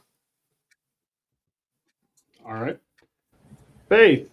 Who should give Randy Orton their seat and why? Brock Lesnar. Ooh. All right. Why Brock? Why Brock? Yeah, Brock's been a dominant force. He's been multiple time champion, but has he accomplished the things that Randy has? Out of everybody at that table, when I'm going solely based off of accomplishments, their career. At first, I was going to say Triple H needs to give it up to him. But then I had to rethink that. I had to rethink that. It ain't going to be the Unseen 17. It definitely ain't going to be The Undertaker. It's not going to be Roman. Nope. And you heard what Uce said about Cody. It's not going to be Punk, not even Seth. And even though Drew, we haven't really seen him with the fans as the face of the company, I can't take stuff away from Drew either.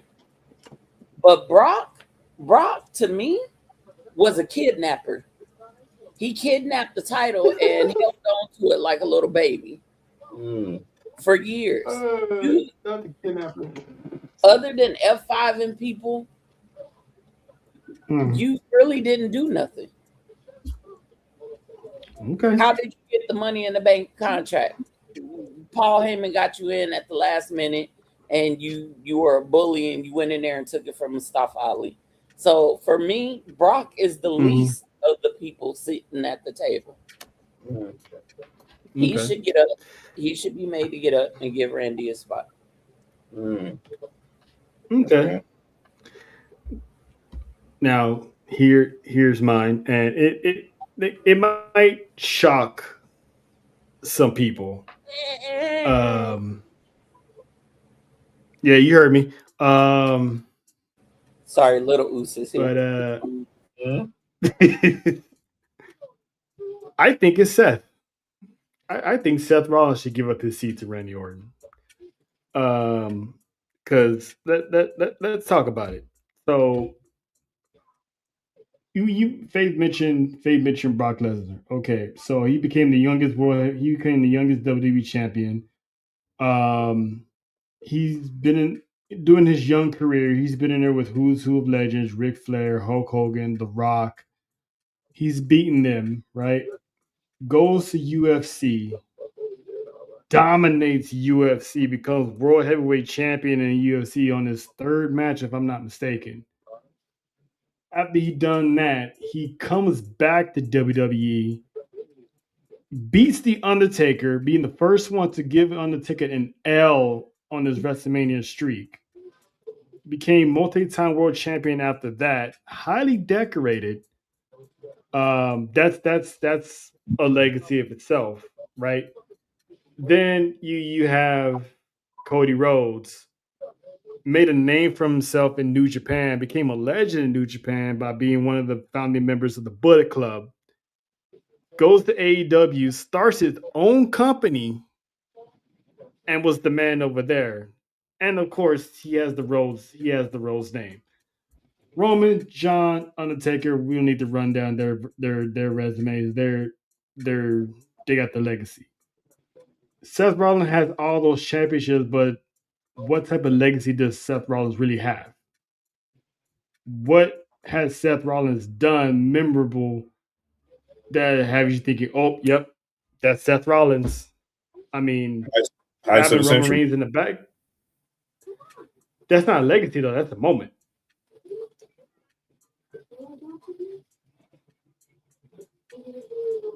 That's different.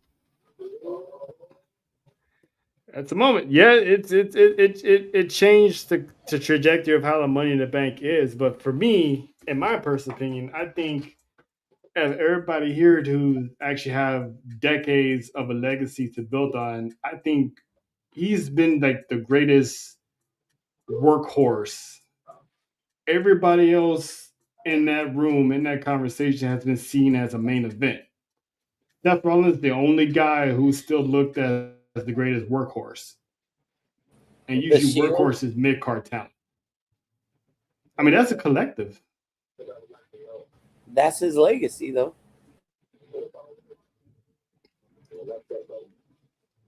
But does it stack up to everybody else's? Roman Reigns has his own legacy outside of the Shield. You're right. Does that little faction? Oh, I'm not gonna be disrespectful because I love the Shield. Does that faction's legacy have enough to carry to keep him at the seat at the table? When you got someone like Randy Orton, huh? Oh, there you go. You froze for a second. Oh yeah, Spectrum. I hate Spectrum. But yeah, so I think it should be. One can argue CM Punk, but I think CM Punk's legs.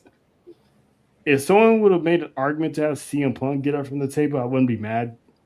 Because, but I would argue that he has a legacy also. Because he changed the trajectory of WWE with the pipe bomb. He goes to AEW. They create a show just for him and gave him his own roster.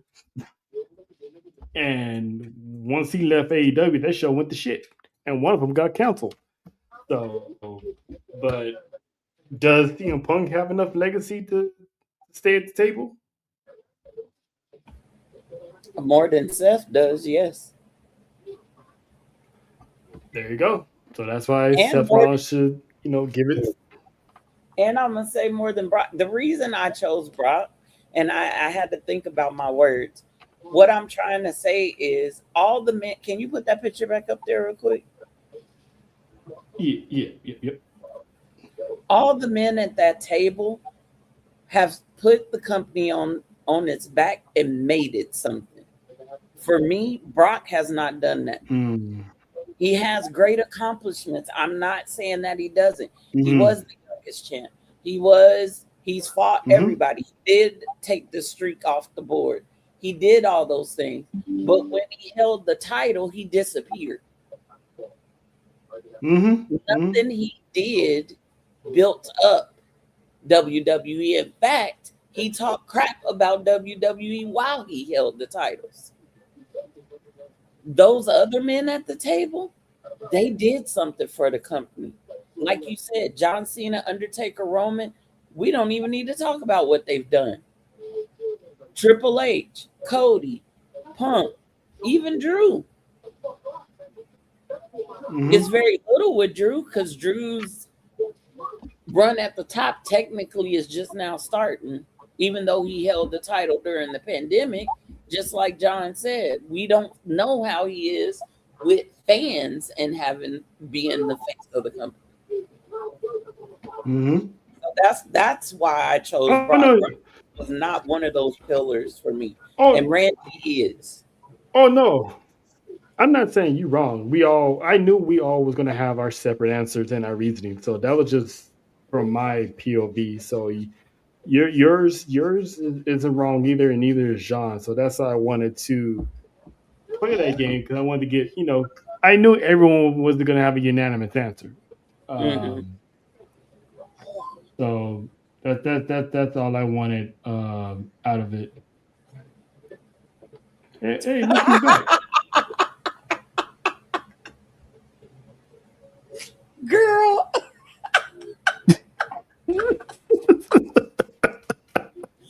Oh, hell no. Listen. I feel attacked. I love her. I love her so much. I feel attacked.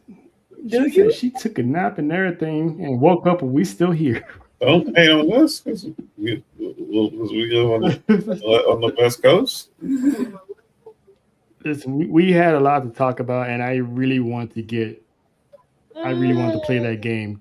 So I think that was a success. Yeah, it's something I wanted to do differently. So I came across that photo and I was like, oh, this would be perfect to ask people. So yeah, we all got different answers and reasoning. So that's all that matters. We all had different opinions. So that's what sports PE wrestling is all about. Not everyone's going to be wrong, and everyone has their own voice, their own opinion, and we're here to hear them out. So thank to everybody. Thank you, Faith, for showing up.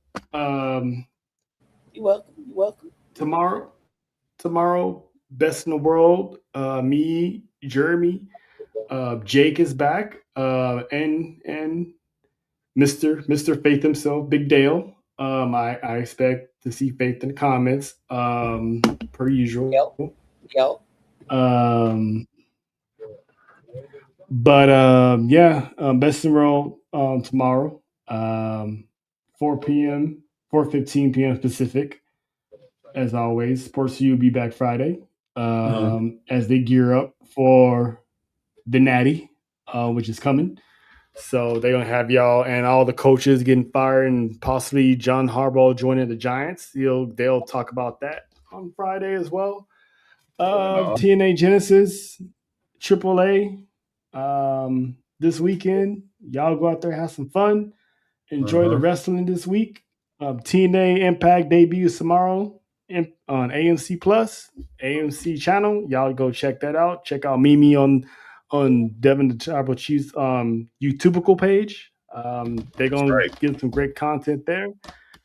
The Fab4 will be back Monday, Tribal War Zone, to continue the European tour. It is Martin Luther King Day, as John eloquently says all the time. It's MLK, stay home.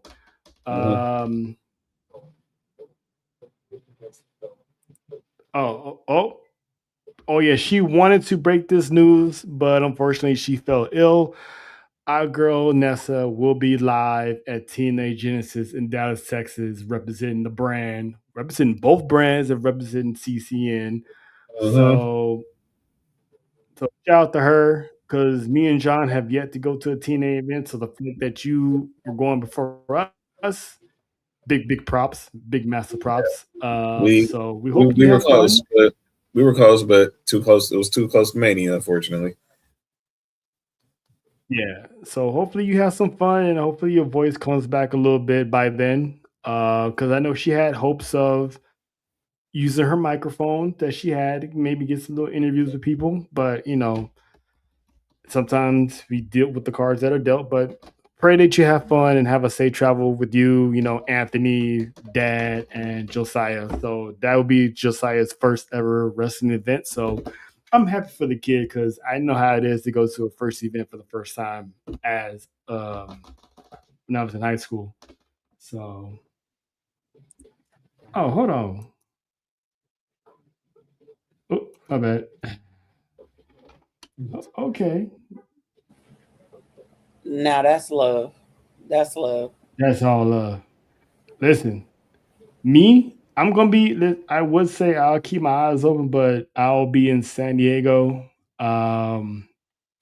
doing some things. So taking a little R&R vacation in San Diego, but I'll try to keep up with the show. And me, John, ATD, they're doing, John and Monty and probably Faith, we're going to have a Fab4 ATD collab for Genesis this weekend. So be on the lookout for that.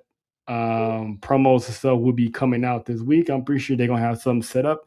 Yes. We're going to be looking for that sign. And we're going to be looking for that sign. And since we know AAA is doing their first show on Fox, we will keep you updated on that during the show, because we'll probably be going right into that right after Genesis to see who will be the next to challenge one Dom Mysterio. Will it be El Grande Americano? I think it's going to be Americano, because I think when they formed the alliance, I knew the end goal was going to be him taking the title off of Dom. That's my prediction on that one. But if you see the sign, screenshot it, send it to Please. us. Please. Because that's gonna be that's gonna be dope. So Yes. have fun, Nessa. We love you. Yes. So we're gonna get up out of here. We'll see you Monday. Tribal War Zone. We'll be back next Wednesday. We got a special announcement next week regarding Royal Rumble. So stay tuned for that. We will be dropping that next week. So as always, it's cold out there, so wear some deodorant. But before you do, wash your ass, please. Good night, everybody. It's the legend,